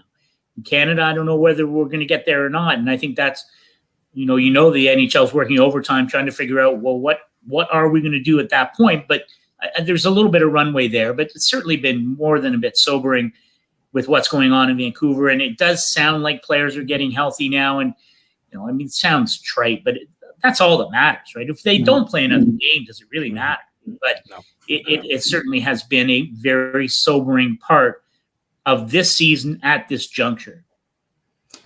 Scott, you mentioned Winnipeg and Minnesota in your last answer, and normally Jets fans are very focused on their closest rival from a proximity perspective in the Central. Now, obviously, the Wild are in the West, and they're in the Wild West, and essentially they're third. They seem to be pretty set in a playoff position. And what you had a chance to talk to GM Bill Guerin last week, and really, what is his mindset? Because again, a lot of people, like I said, in Winnipeg have lost focus of what's happening with like I said, was their normal division rival. But Minnesota seems to kind of have taken this big leap forward. Are they a team that's going to continue to roll along? Like, how does Bill Guerin view what his team is right now? I hadn't called him this morning after they got beat 9-1 last night. So I'm sure his viewpoint this morning is probably a little bit more grim. But no, I think the Wild are one of the great stories. I thought the Wild would be, sort of in that hunt for the 4th spot, sort of the default playoff spot in the West. And they've had some young players who really obviously have stepped forward, Kaprizov, and the goaltending has been, notwithstanding last night, their goaltending has been really good. And, Bill Guerin's not going to, he's got some issues, right? He's got Matt Dumba. What are you going to do with him between now and the expansion draft? He's got, everyone assumed once Brodin got the extension that they would at some point trade Matt Dumba. My sense of what the Wild are doing now is this is like found money. I'm with you, Dave. They're going to be a playoff team, and they're going to play a really good team in Colorado or Vegas in the first round. Hard to imagine they could win that, but that's going to be a great experience for those kids in Minnesota. And I really like how Dean Evison has handled that bench. listen, that there's been a culture issue in Minnesota for a long time, and I'm, we're seeing now how culture changes with the team. With all due respect to Zach Parise and Ryan Suter, Mikko Koivu is gone. Went to Columbus very briefly and then retired. There has been a change there, and so the guys that sort of ruled the roost and played all those important minutes, they're not in that role now.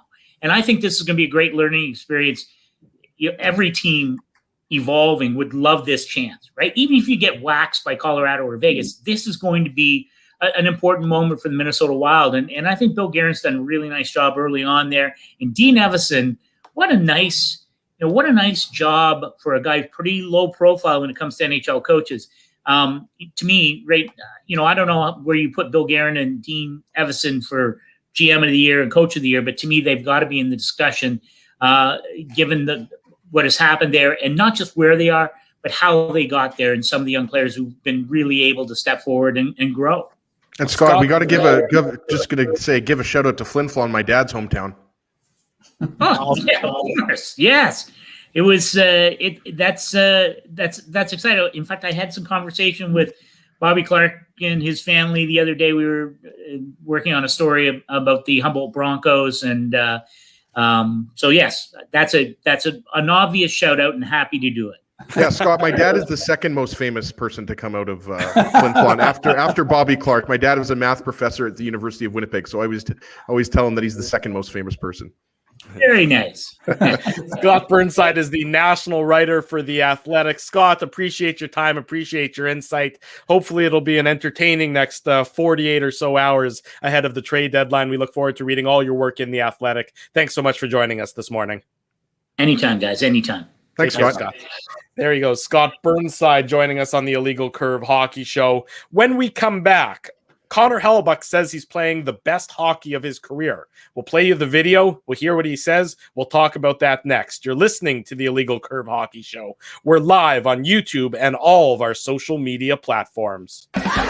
Keeping Winnipeg laughing for over 30 years. Rumors, Canada's longest-running comedy club, bringing you the biggest laughs from the best comedians on the planet. Jerry Seinfeld, Chris Rock, Jon Stewart, Dennis Miller, Brad Garrett, the greats, and all the up-and-comers too. When was the last time you laughed out loud? Make it a great night out with friends, or book your office or birthday party. Even a fundraising event at Rumors. Get all the details and dates on upcoming shows at rumorscomedyclub.com. Hey, Drew. Ezzy, whoa, what a smile! Yeah, I got my crowns done at Linden Market Dental Center, and they whiten my teeth. I see. They're so bright that every time I smile, they go, "We have hockey tonight. Do you have a mouth guard to protect those pearly whites?" I sure do. Whoa, they even ting through the mouth guard. Linden Market Dental Center covers all your dental needs, from restorative to cosmetic dentistry, and will fit you with a sports guard for that active lifestyle. 877 Waverly. See lindenmarketdental.com. Hi, it's Drew from Illegal Curve here. Selling your home can be stressful, but it wasn't for me. Thanks to my friends at Zappia Group Realty, they made the process so easy. My home sold within 48 hours, and with multiple offers. Zappia Group Realty took care of everything with their exquisite customer service and attention to detail. If you want to sell your home for more in less time, get started by talking to Frank and Mauro Zappia of Zappia Group Realty. Online at zappiagroup.com. While you can't always count on your team winning, nor your favorite player scoring, one thing you can always count on is Bernstein's Deli. They've expanded their services because the team at Bernstein's Deli wants to accommodate your needs and keep you safe. Open Tuesday to Saturday from 9 a.m. to 6 p.m. to serve you. Head to your phone, in-store or online to shop for groceries or order meals from the restaurant, like the legendary Illegal Curve sandwich. Just go to bernsteinsdeli.com. So you're a pizza person, you married a wing person, but somehow your kids are salad people. You can't pick your fam, but you can pick your BP meal deal, starting from $18.99 for takeout or delivery at bostonpizza.com. Welcome back to the Illegal Curve Hockey Show. Saturday morning, we're live here on YouTube and all of our social media platforms. Winnipeg Jets goaltender Connor Hellebuyck was on the NHL Network yesterday talking about his game this season, and he thinks he's playing the best hockey of his career. Here's what Connor Hellebuyck had to say.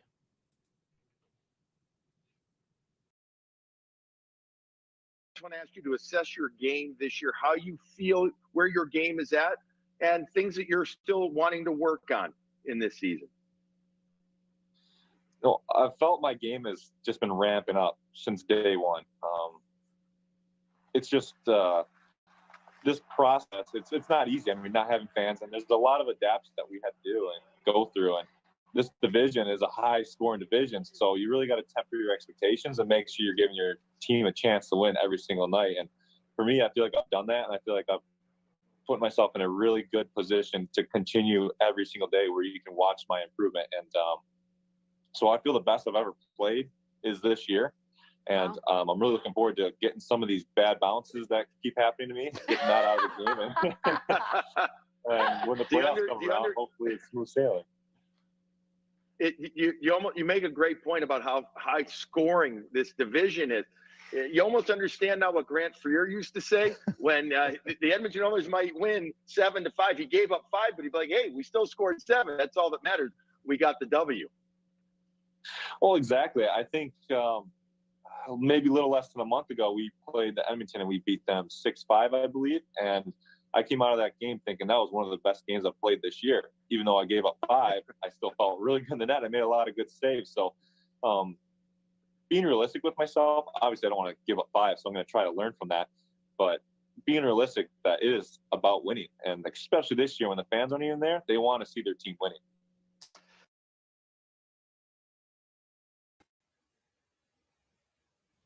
Interesting comments from the Winnipeg Jets goaltender there, I thought, in saying that this is the best he's played, that he feels as though he's played. And we know Connor Hellebuyck is always positive when he addresses the media. But I did find that to be particularly interesting, given that he's coming off a Vezina Trophy winning season. But I also just saw a tweet from J Fresh Hockey, courtesy our buddy Scott Billick. He also retweeted it, saying that Connor Hellebuyck has now overtaken Andrei Vasilevsky in goals saved above average this season for the first time. So maybe there's something to be what Connor Hellebuyck just said in his interview that we just played on the NHL Network.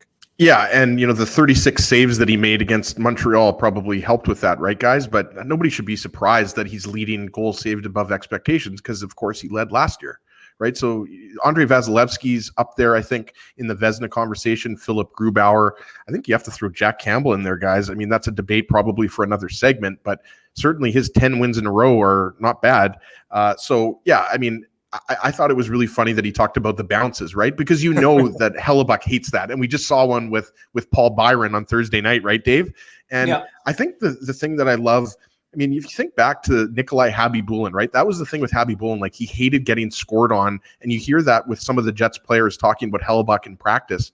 And that specifically the goals that are the quote-unquote soft goals or the fluky goals, those are the ones that, irk Hellebuyck the most. So he's such an honest guy, and that comes across, whether he's on the NHL Network or he's doing some of these Zoom calls. Like, he legitimately knows that how talented he is, but he also wants to stop every save and he wants to be even better. So when you hear a guy talking about wanting to be even better and he's already the best, then look out, because if you're facing him in the playoffs and he's able to steal a couple games, that's something that we definitely have not seen yet, aside from, the 2018 playoffs. But yeah, I mean, Hellebuyck there's no question that he's an honest guy and he's hard on himself.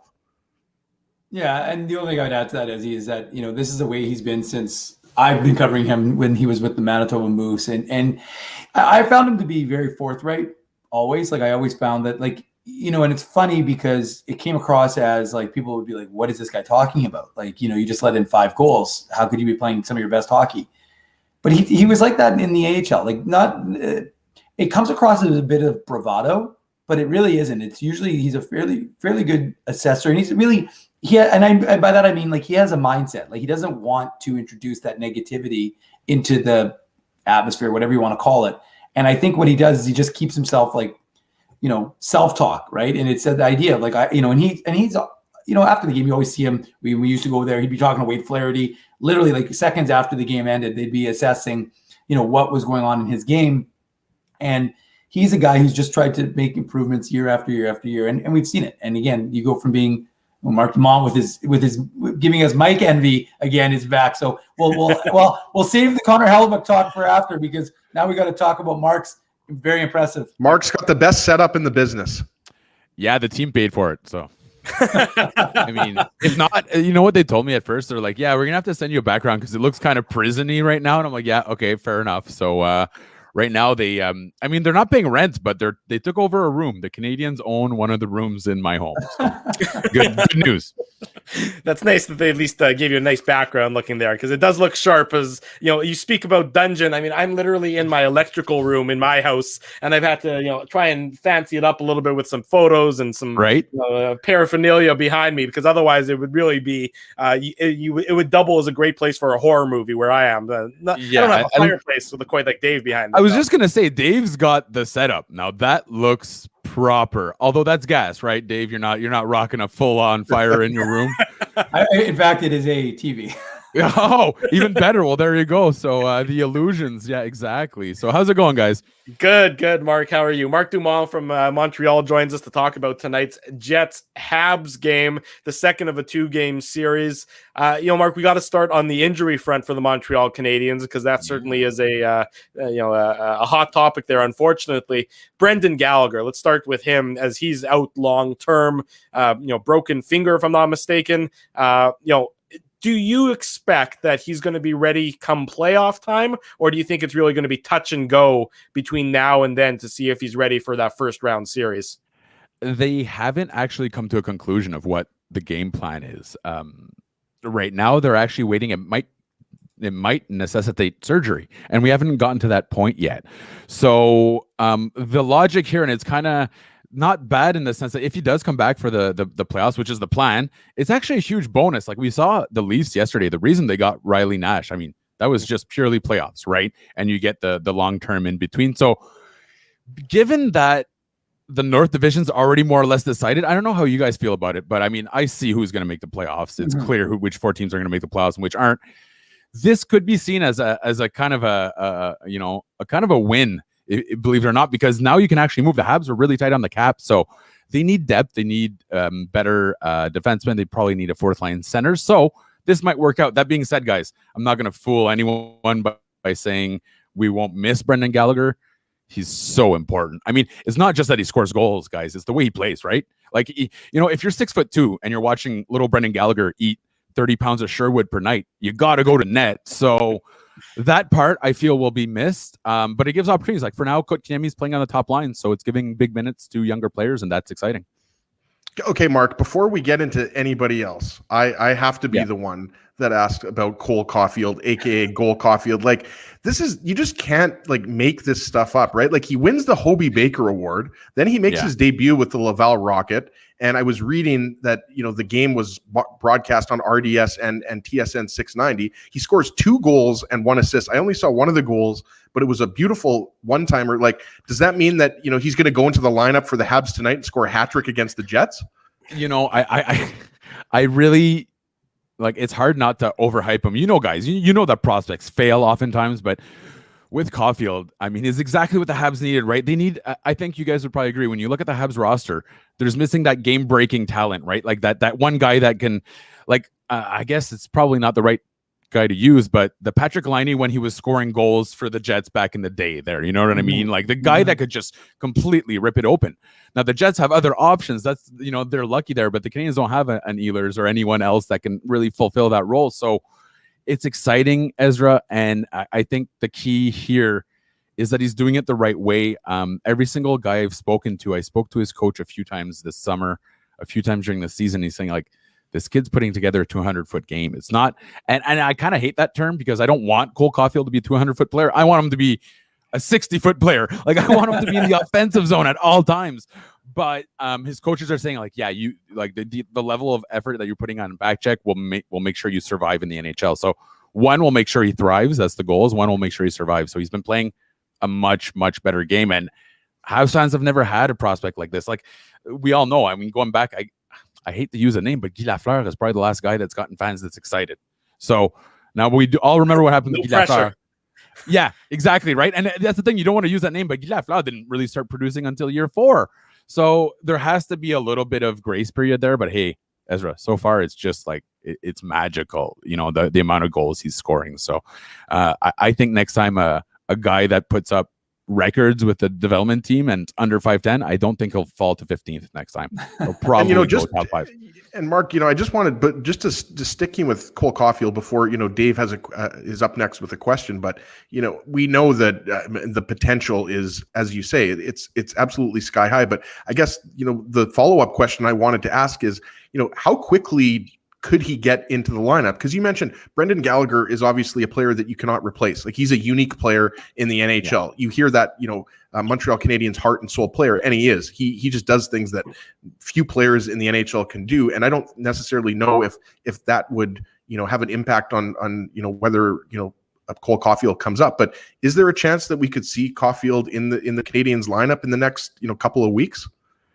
I mean, yes, obviously there's a chance. And I think as long as it keeps going well, like for example, the Rocket are playing in a few hours. If Cole Caulfield puts together another 2 points, it's not just that he's going to have to just put together a full game and really get to speed with the strategy.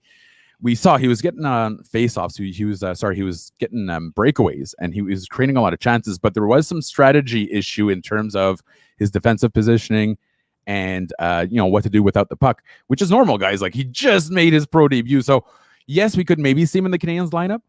I don't see a rush because, again, I'm convinced the Canadiens will make the playoffs. So let him learn his craft in Laval, the pro game in Laval. Joël Bouchard is really good for that. Like, Joël Bouchard won't BS him. He'll tell him, like, hey, man, you can't do that. You can't do that if you want to make the NHL, or keep doing this. So Bouchard is a really good guy to really introduce him to the pros. Yes, I think he will end up on the Canadiens roster, but there's no rush right now.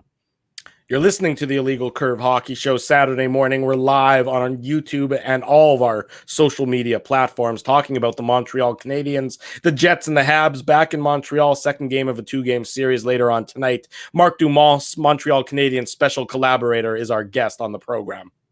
Well, Mark, I mean, my question's about the trade deadline, but I will make a mention. Laval was here in Winnipeg and they steamrolled the Moose. I mean, some of the games were close, but, to your point, what a benefit to be on that team right now. I mean, they've got such a nice mix of veterans, and they've been the talk of the Canadian division. I mean, they came into Winnipeg. I think they steamrolled Stockton. Then they beat the Moose, I think 3-4, and lost the one game in a shootout. Yeah. So, I mean, this is a Laval team that's just been on fire. So what a good environment for your young players to be learning from without the pressure of playing in the pros is to play on Laval. Yeah, and I mean, we've seen it before, right? Jesperi Kotkaniemi last year, he went back to Laval, and what happened there was that Bouchard actually, what he does is every day he does video with players. So he brings them in the room and says, this is what you're going to have to do to make the NHL. This is not. So with Kotkaniemi, it actually opened up a conversation. Kotkaniemi was frustrated. He wasn't getting his answers in the NHL. But Dave, the difference between the AHL and the NHL is that in the AHL, you have a lot more time to do these things. Mm-hmm. Coaches in the NHL, they're on a bus, they get on their bus, they get on the plane, they're reviewing footage. There's a game. You know what I mean? I'm not trying to take it away from AHL players or coaches. I know they work hard, but you can answer more questions. And that's what happens. What happened in Laval is that he started answering questions. The players felt a lot more comfortable. And like you say, perfect environment. I really believe growing up in a winning environment is so important. And I know it's hard to control, but I believe that you start winning young and then you kind of just assume that you can win. It's not, I think we can win, I think we should win. So yeah, I'm with you. And Dave, what I really like about that team, there's no superstars, right? Mm-hmm. I mean, whatever, Caulfield might end up being really good, but you're talking about the Yannick Veilleux, Yolonen, it's not like a team, Raphaël Harvey-Pinard. It's not a team that's loaded with first-round talent or 33-year-olds. Mm-hmm. So young team and exciting, and it's about time. If I'm being perfectly honest, the Canadiens haven't developed much in terms of prospects. On this, they've been working very hard on it, and we're starting to see, some fruits of their labor, but it's obviously it had to be done. So it's finally exciting that the Canadiens have a proper development program. Big time. Very exciting. Well, sorry, go ahead. No, I was actually going to get to the question I was going to ask Mark. So because it's great to win in Laval, and I agree with you. I think it's so important to give prospects that environment to be in. But what about the parent club? What do you see their strategy coming into Monday's deadline? Because again, folks in Montreal have been patient. but we know that's a fan base that's burning for some wins. Patient for Montreal, right? Yeah, exactly. Let me just pull up our good friends at Cap Friendly here and see what we're working at real quick. Okay, because honestly, it's been moving so fast. Okay, so yeah, there's little to no cap space right now. Now, obviously, you can throw Gallagher on there and get your retroactive, your long-term injury, but that, if I remember correctly, that only comes in at the end of the season, right? So you still have to stay within the parameters of what you can spend on your cap. That being said, I don't see what Bergevin can do other than bringing like a game-breaking talent. Because again, I feel like Laval is kind of the same thing as the Habs. The Habs have a really balanced team, but no game-breaking talent. I don't see Bergevin doing much, Dave. Honestly, I'm gonna predict another depth defenseman. Probably like one of those guys that the analytics, the nerds like me are saying like, yeah, he's good, but don't spend too much on him. And maybe a center, center. They just don't have like, I have to admit, they went, and excuse my language, balls to the wall this year, and they really went at it to see if they can get there. Now, obviously, the injuries hurt, Dave, but the Habs have been lucky injury-wise. Like, they're one of the least injured teams. So we knew going into it was going to be tight. We knew going into it there wasn't going to be much margin for maneuverability. If you can find a taker for Paul Byron or maybe Arturi Lehkonen, then you have more space. But, I mean, those guys are key parts of the roster right now. So it's going to be interesting. Here's what I'll tell you, Dave, to stop my rambling. Whatever I'm assuming is the opposite. So I'm thinking there's going to be nothing. And Bergevin has this tendency to just, like, oh, they think I'm going to do this. They go completely the other way. Do you guys remember with Gallagher? It was like, oh, there's a big issue. And then that night, boom, F you. Signed. I got him signed. Like, so I took that personally type of Michael Jordan reaction. So I'm terrible at predicting what Bergevin is going to do. And I get the sense I'm going to be wrong once again. Marc Dumont of the Montreal Canadiens, he's a special collaborator for the team, is joining us on the Illegal Curve Hockey Show. We're live on YouTube and all of our social media platforms. Worth noting, you mentioned Paul Byron there, Mark. He does clear waivers. That just came out about 11 minutes or so ago. So the Habs had put him on waivers. He now clears waivers, so that gives them some maneuverability, some flexibility. They could, if they wanted to, try and bury that contract. And I believe they'd only cost them, I think, $1 million or $1.5 million based on the $3.4 million that's left on his contract. Yeah, what is it? It's like the next 2 years. It's $1 million for that you can bury in the, or 1.2 that you can bury in the AHL right now. Something like that. I don't know the exact figure, but it does give them a little bit of flexibility, which is what every team is so desperate for, especially right up against the trade deadline. Right. I guess Mark, you have to score two. You have to score. Sorry, I was just going to say you have to score 2 goals in order for Marc Bergevin to not put you on waivers. Yeah, exactly. Yeah, exactly. But is it the trade deadline's really Monday? Is that it's like this Monday? True. This Monday, 2 days from now. You had no idea, right? No, like I had an idea, but wow, man, like it's gonna be boring, isn't it? It's gonna be like really, really boring, right? Yes. I don't know. I mean, every time we say it's going to be boring, it's usually not. Now, I don't think we're going to see, superstar moves. I mean, but there's going to be enough maneuvers that it's going to keep us talking about things, and it's going to be going to let us say, how does this recalibrate the playoff race, or how does this change playoff fortunes? And I think isn't that all you really want out of a trade deadline, largely?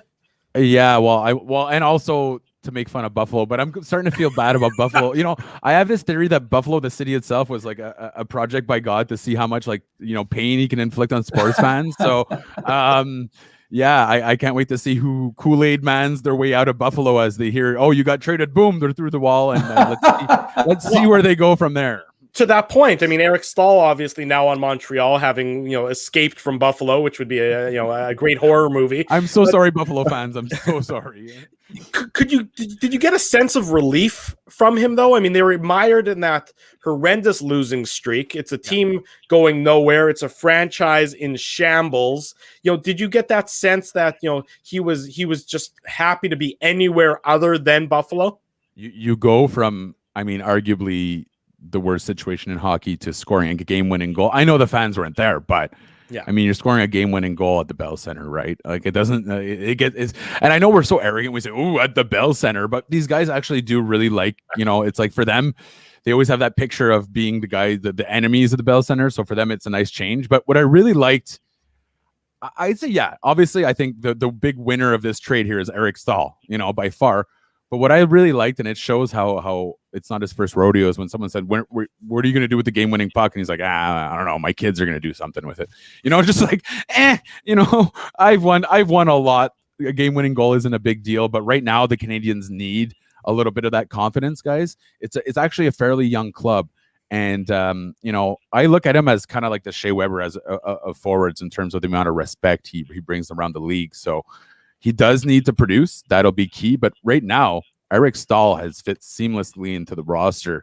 And, speed aside, I'm really liking what I'm seeing from him. And obviously his attitude, I think I haven't had a chance to speak to him, guys, but I think he likes it a little bit better playing for a team that wins more than once every 72 days. Mark, yeah, go ahead, Drew. You talked about this before in the previous answer. We were talking about what's going on in Laval, and they don't sort of have that game breaker. Mm-hmm. And you look at this Montreal Canadiens team, and especially compared to Winnipeg, Toronto, and Edmonton. Winnipeg's got Mark Scheifele, they got Kyle Connor, as what you would call game breakers. Yeah. Toronto, Austin Matthews, Mitch Marner. The Oilers, McDavid, and Draisaitl. Could that be sort of the Habs' Achilles heel come playoff time, that as deep as Montreal is, and they have, I'd say, the second best depth maybe behind Winnipeg, that lack of sort of maybe that superstar forward, is that maybe the asterisk next to the team name entering the playoffs? Yeah, and it has been for a long time. I think that's the main issue. Now, I guess we kind of forgot about Carey Price, and that's fine too. It's okay to because his numbers haven't been there. If we're being perfectly honest, like his numbers haven't been elite, but he still has that potential. So I think that'll come down in the playoffs. What I'm excited to see here, Drew, what might make up for that, and you're 100% right, is arrested Carey Price. We've never seen arrested Carey Price.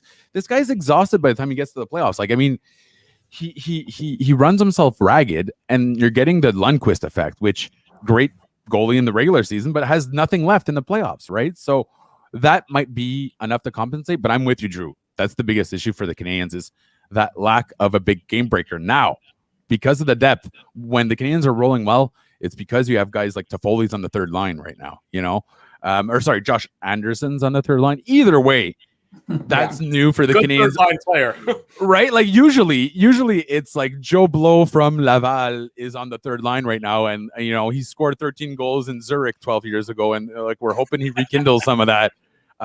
But for now, they have even Paul Byron. People are crapping on him. This guy scores goals. Like, this guy's a goal scorer. So hopefully, the good part about that is it's a lot easier to game plan against high-end talent. Like, for example, if you stop Draisaitl and McDavid, which, I mean, the Habs have done it, but it's been super lucky. If you stop them, the Oilers have nothing left, right? So the advantage is, for the Habs at least, is that it's harder to game plan and really stop. You can't just stop one line. So that is a plus. Yeah, and to play devil's advocate, and Drew's right. I mean, that the Habs do not have Connor McDavid or Austin Matthews or Mark Scheifele, but I would counter that and say Toffoli's got 19 goals. Josh Anderson's got 14 goals. Corey Perry is tied with Patrick Laine as far as goals go with 9, right? So that's 40 plus goals right there. So I don't think that the Canadiens have a lack of. Exactly. And you throw in Eric Staal, and even though he doesn't replace Brendan Gallagher completely, he's also a guy, that can score goals at the ripe old age of 36. So yeah, it's committee, and that's how the playoffs that becomes an issue, right? Committee becomes a bit of an issue in the playoffs. I feel like you need that guy in the playoffs to just kind of like, hey guys, get on my back, like I'm gonna do this. And yeah, you're right, the Habs don't have that right now unless it becomes Carey Price. But I'm with you. Even Jeff Petrie, I mean, he hasn't scored in a while, but he's outscoring most forwards in the NHL right now, and that's pretty good for a defenseman. And we already talked about this earlier. Caulfield's going to score a hat trick tonight for the Canadiens. So right, yeah, he's gonna play for Laval this afternoon. Then he's gonna go. Yeah, exactly. He's gonna do. You know what I'm worried about is that I'm worried he goes a week with like a few. I mean, here's how much pressure there's been on him, and I'm part of. I hype him. Because I love having fun with prospects, but a lot of guys still don't think he'll make it in the NHL because he only had 5 points in 7 games at the World Junior Championship. Like, that's like in this situation, like analysis right there, right? Like, he's never going to play these guys again. He's never going to be on that team again. And so what? If you put up a 4 spot against Austria, you would have been happy. Like, anyways, I know this is completely off topic, but I'm going to stop analyzing anything that has to do with the World Juniors. And as soon as guys start putting out numbers, like people are doing actual analysis on this, I will block them. Screw you. Let me enjoy my hockey. It's fun hockey. We don't and I'm a big nerd, but once in a while, just let me relax and enjoy my hockey. And that's what the World Junior Championship should be. I'm not worried about Cole Caulfield because he only got 5 points in 7 games. No, it's absolutely ridiculous, Mark. And, if you're going to doubt him, then you do it at your own peril, because all this guy, there's a reason you don't call somebody Goal Caulfield unless you've earned that title. That all he does is score goals. So it's absolutely ridiculous to use 5 points in 7 games at the World Juniors as indicative of anything. I wanted to ask you, we were talking about this earlier. There's a really good chance that the Canadiens and the Maple Leafs are going to play in the first round. And I'm so sorry, Canada. I'm sorry in advance, Canada. I apologize to the entire country. The two most let's call them intense fan bases or loudest will. Oh my God, I'm so sorry. I'm just sorry. No, you don't need to apologize, because this is going to be fascinating to me, because when was the last time these two teams have played in the playoffs? It's been a really long time. Forget the first round. So it's a rivalry in name only right now. You need absolutely. You need playoff appearances against each other to build a rivalry. So yeah, it'll be huge if it happens. I think, and I'll tell you right now, the Leafs don't want to play the Habs. They actually want to avoid them. I've spoken to a few guys that work for them, and they're like, "Ee." That's like that perfect situation where oh man, it's gonna be hell to play them. And everyone's expecting us to win. So if you win, no big deal. And if you lose, it's embarrassing. So yeah. Everybody outside of Toronto, though, Mark, everybody outside of a Leafs fan is a Canadiens fan during that series. There's no, I have no ill will towards Montreal or to Habs fans. Comparatively compared to Leafs fans and on the obnoxious level, there's no comparison at all. The Leafs fans are on their whole other platform. That's why, I think outside of Toronto and outside of Leafs fans, everyone else is going to say, go Habs, go in that series. I think so, but there's also that whole east of Canada. It's a ABC, right? Anyone but the Canadiens. So that stems from the 70s. So I get that. I feel like we're the lesser of two evils in this situation. So yeah, absolutely. But the other side of me, I like when the Leafs do well. It's good for the league. I also love when they fail miserably in the playoffs. So that'll be another exciting thing to see there. But it'll really be, if they play the Habs, it reminds me of the early MMA matchups. Completely stylistic difference, right? You have the depth versus top heavy, and the Leafs, if we're being perfectly honest, I'm not sure if they're well suited for playoff hockey. They're big boys, but they're not exactly the toughest group there. So we'll see how that goes. But the Canadiens can't, what they did at the beginning of the year, they start fooling themselves into thinking they're big and tough. They got to get away from that a little bit too. They have to rely on their skill there. So if they try to go full grit against the Leafs, it might not work out that well. Mark, we had Manitoba Moose head coach Pascal Vincent on about 2 weeks ago, and we were talking. And to your point about Cole Caulfield, we were talking about draft and the allowing players to kind of develop. And he said, we don't live in an Amazon, order it, and 24 hours later they're here. And I thought that was a great way to kind of phrase Joël Bouchard uses that line all the time. It's hilarious. And it must be a French. Yeah, I was gonna say it must be a French coach thing. When I asked Joël Bouchard, I said, give me an example of a really good program that you would say is developing. And right away, he was pointing to Pascal, right? And he was saying, listen, that's how there's no miracle. It takes time, but you need to have that strong development program. And what I like about Vincent is that he comes up with a game plan with every single player.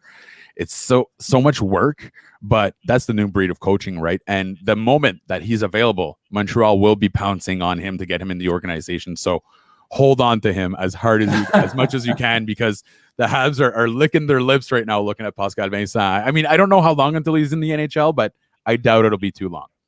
Yeah, I agree with you on that one. And I just want to ask you quickly, a couple of former Jets were on the ice this morning in Yoel Armia and Ben Sherratt. So how close are they? Armia was on the ice? Armia was on the ice. So, I mean, how much of a benefit will that be for the organization to get a couple of players? Michael Frolik, right?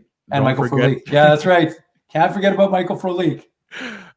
It'll be, Armia puts everyone to shame when it comes to board battles, right? I mean, you guys saw it. This guy's just it's weird how he can't win open ice battles. It's really weird, but board battles, holy crap, he's good. And his puck retrieval ability because of it is just huge. But now here's the thing, Dave. Right away, you're going from, I don't even know who's on their fourth line right now.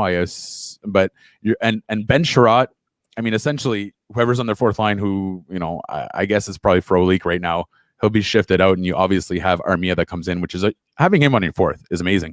Mm-hmm. Ben Sherratt, once he and here's the issue, guys, is that he was playing amazing for the Habs, and then they start to think like, oh, maybe he's a tough guy. Maybe he has to stop fighting. It's as simple as that. He's not like, he goes for the kill. He goes for that kill shot. And kill shots on helmets, guys, it breaks hands, right? But the effect of Ben Sherratt here is that Joel Edmondson drops down to the third pairing. Otto Leskinen, have you guys ever heard? Oh, well, Dave, you've watched Manitoba, but Otto Leskinen's in the lineup right now. Don't get me wrong, love the kid, but if you could drop an Otto Leskinen and put a Ben Sherratt, it would be gigantic to me, Dave. And that'll be their biggest deadline acquisition, is getting a guy like Sherratt back. Mm-hmm. But he's got to get back to just playing his solid, simple game. Not to criticize him, I went for a run yesterday and I bruised my lung. It's the most amazing thing I've ever managed to do. So I shouldn't criticize an athlete, but he needs to play within his capabilities, basically, essentially. Just play that simple game and it'll work out. When him and Weber are playing a simple game, they're really tough to beat. Did you fall, or did the running motion bruise your lung? I'm such an out of shape piece of crap that, like, literally, and also at first I started running. I'm like, oh my God, do I not know how to run? Like, I literally, I'm like, what's happening with my legs? They're going like round and round like a duck. And then it was fine. And also the other part is I'm a smoker. I'm a dirty smoker. So that part isn't great. But I got home and I was like, ow, like, did I bruise a rib while running? Like, is that's not possible. And then I called a friend of mine who's a doctor, and we did like a over the phone test. And he's like, yeah, you bruised your lung. He's like, that's a really good sign that you need to go running a little more often than once every 2 years. So I ordered 2 large poutines, 2 large Pepsis, and I took it easy last night. Everything's going A-okay.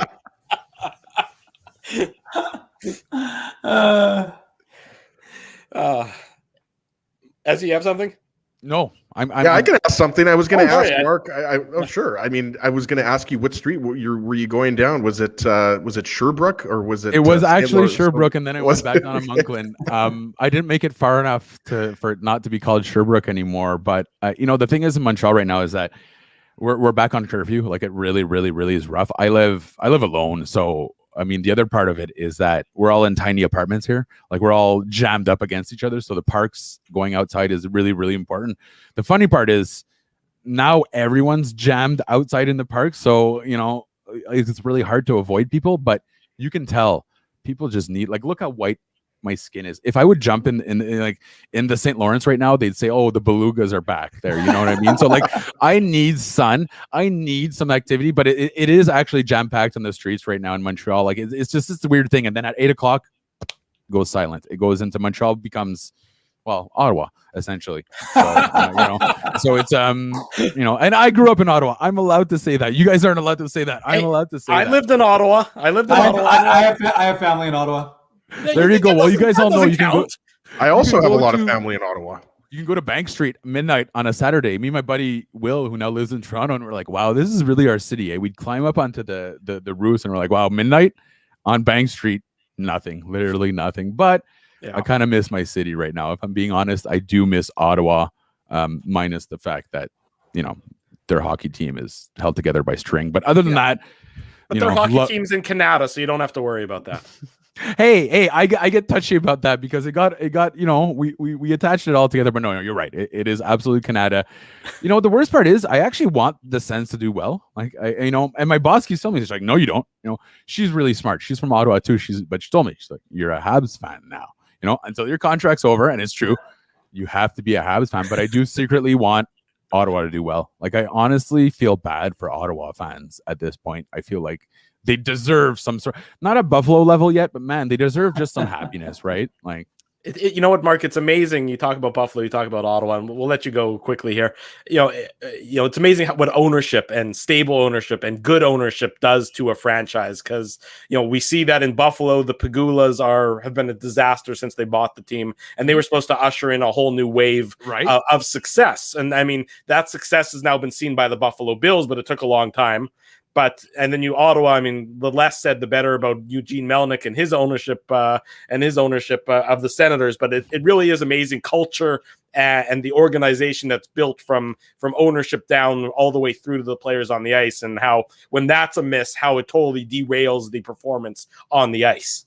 I think the example of the best bosses are the ones that kind of, and I mean, it's such a harsh thing, but it just write the checks and shut up, right? I mean, like, I know Jeff, if you're listening right now, I'm so sorry. I didn't mean to say that, but I will use Jeff. He does listen to the show, by the way, Mark. Yeah, I'm outside. You know what's funny? He keeps asking me. He's like, "Hey, man, can you send me a copy of the podcast?" I'm like, "Yeah, you paid for it. Like, you can have it." But I'll say this: he stays out of the hockey side. He's a big hockey fan. He'll approve big decisions, but he's not the one that's coming in and Melnicking his way around. So I have to give him props, and I believe it's a lot of the same over in Winnipeg. So the best owners are the ones that you just don't know that they're really around. That's really the ones that are just fans and let the team do their stuff. But again, let's not talk about Melnick, because I like that. There's a lot about I was going to say Mitch Melnick, but that's the wrong Melnick. No, Eugene Melnick. That I'm not a big fan of that guy. Let's just put it that way. There you go. Mark Dumont is a Montreal Canadiens special collaborator, and that's his part-time job. His full-time job is apparently stand-up comedian, based on today's performance on the show. I mean, it's sad, right, guys? Like, you guys never bruised a lung while running, right? Like, that's not. Well, if anyone, Mark, if any of us could, it would be Ezzy.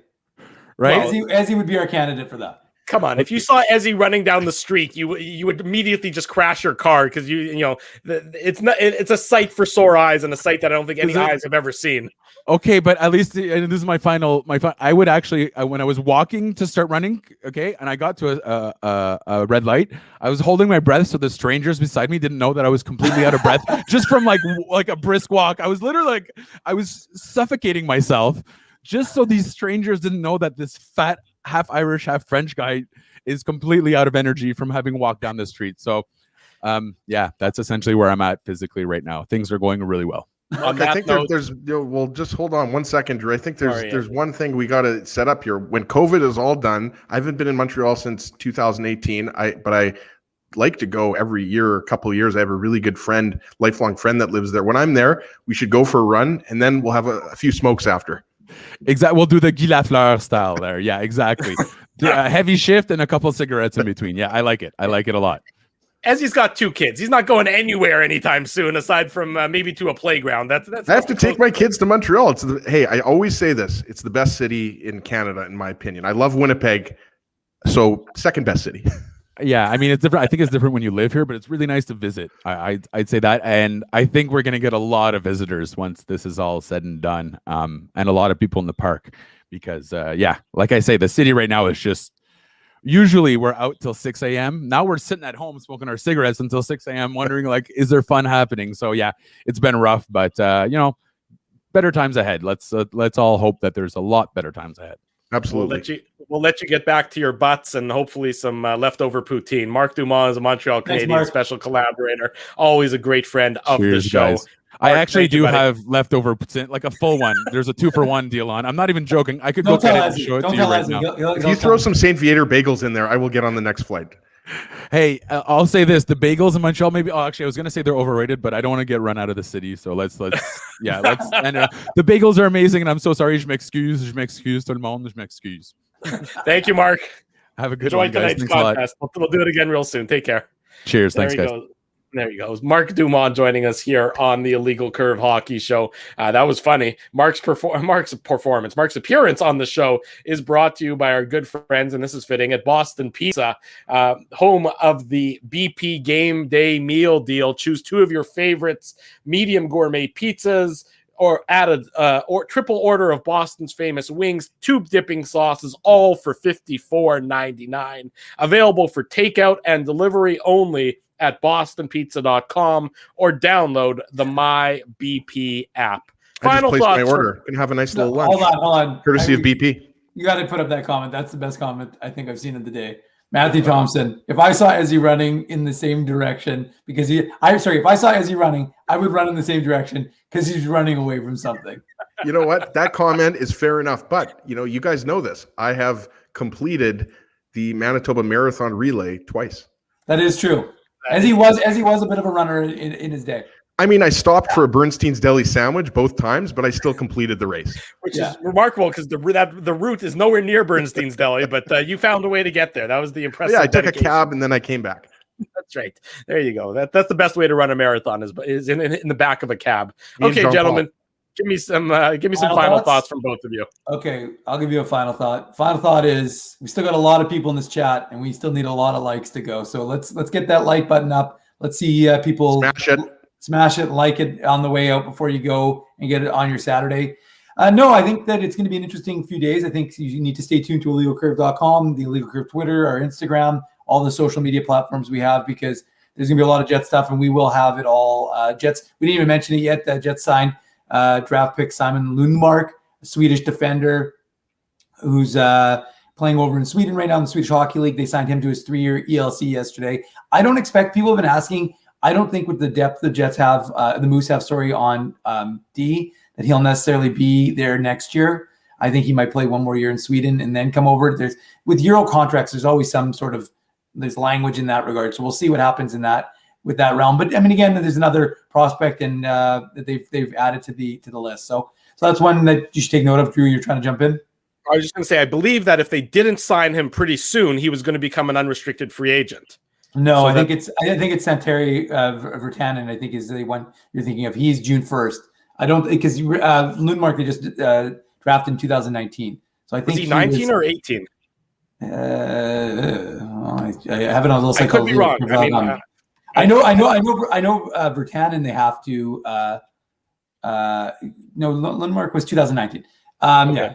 Don't question my knowledge, Drew. What are you doing here? So I think Virtanen is the one they have to. Who's injured right now? Henry Nikkanen, another Jets draft pick. He kind of heated up. He's got 3 assists in his last 2 games.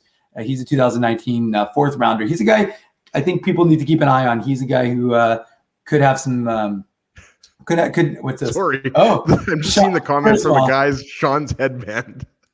That's what my final thought is going to be for anybody who didn't see Kenny and Rennie's post-game show on Thursday night. Sean was rocking his best Axl Rose headband. So the fact that somebody made their name Sean's headband is unbelievable. That's actually the best. I got to tell you, and I've said it before, and I'm going to say it again because it's important to reiterate this point. People don't understand how much we love this format. I mean, it was done out of necessity, but it is absolutely become the it's over.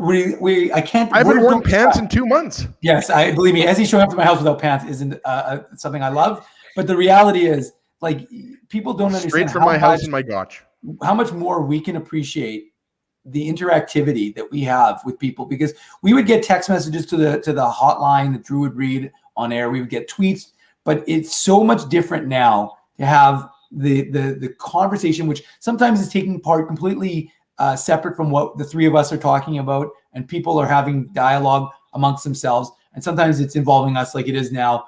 But just like the idea that people have created, and again, it's not just us.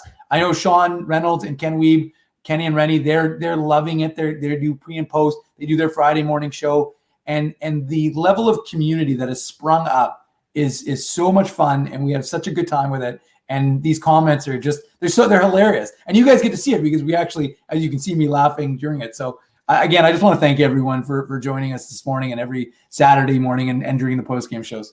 And boys, I think the big question is, we're going to be doing our post-game show after the Jets-Canadiens game, and obviously Weber and Sean are going to be doing their post-game show. The question is, is Sean going to have the same headband, or is it going to be a different color? Is there a sponsorship deal in the works? People are talking about that headband. Well, yeah, I think he got an offer, I think there was he had a friend of his in Southern Manitoba. No, I don't think it was Zubaz. That would be more your style, I think. But I think Sean had some sort of endorsement offer, some sort of hat. Someone who makes product wanted to make him a branded Kenny and Rennie headband. So we'll see if he rocks that, and that'll be great if he does. There you go. On that note, we'll thank everybody for joining us this. I guess we're gonna see everybody. Good segue, Drew. We're gonna see everybody in 7 hours, anyways. That's what I was gonna say. The Illegal Curve post game show when the Jets and the Habs finish up tonight, right around, I'm gonna guess 8:40, maybe 8:45, somewhere in that vicinity. Come back to our YouTube channel. Be sure to subscribe, hit the thumbs up, ring the bell, whatever it might be. Be sure to do that. They'll get alerted each and every every time we go live here on the Illegal Curve Hockey Show. And then later tonight on the Illegal Curve post-game show. Want to give a shout out to our sponsors, Rumors Restaurant and Comedy Club, Linden Market Dental Center, Bernstein's Deli, Zappia Group Realty, and Boston Pizza. Support them because they support the Illegal Curve Hockey Show. Big thank you to all of our guests, Jason Bell and Marty Bird. That was the bird that was on his shoulder. It's been a hell of a show, I got to tell you. We had a guest with a bird on his shoulder, 2 hours ago. So all bets are off. Scott Burnside joined us in hour number 2 to talk about the NHL trade deadline. And of course, Mark Dumas in the last 30 minutes or so to talk about the Montreal Canadiens. Thanks so much to everybody. For Dave Minuk, for Ezra Ginsburg, I'm your host, Drew Mindell. If it's Saturday, it's the Illegal Curve Hockey Show. We'll see you later tonight for the Illegal Curve post-game show.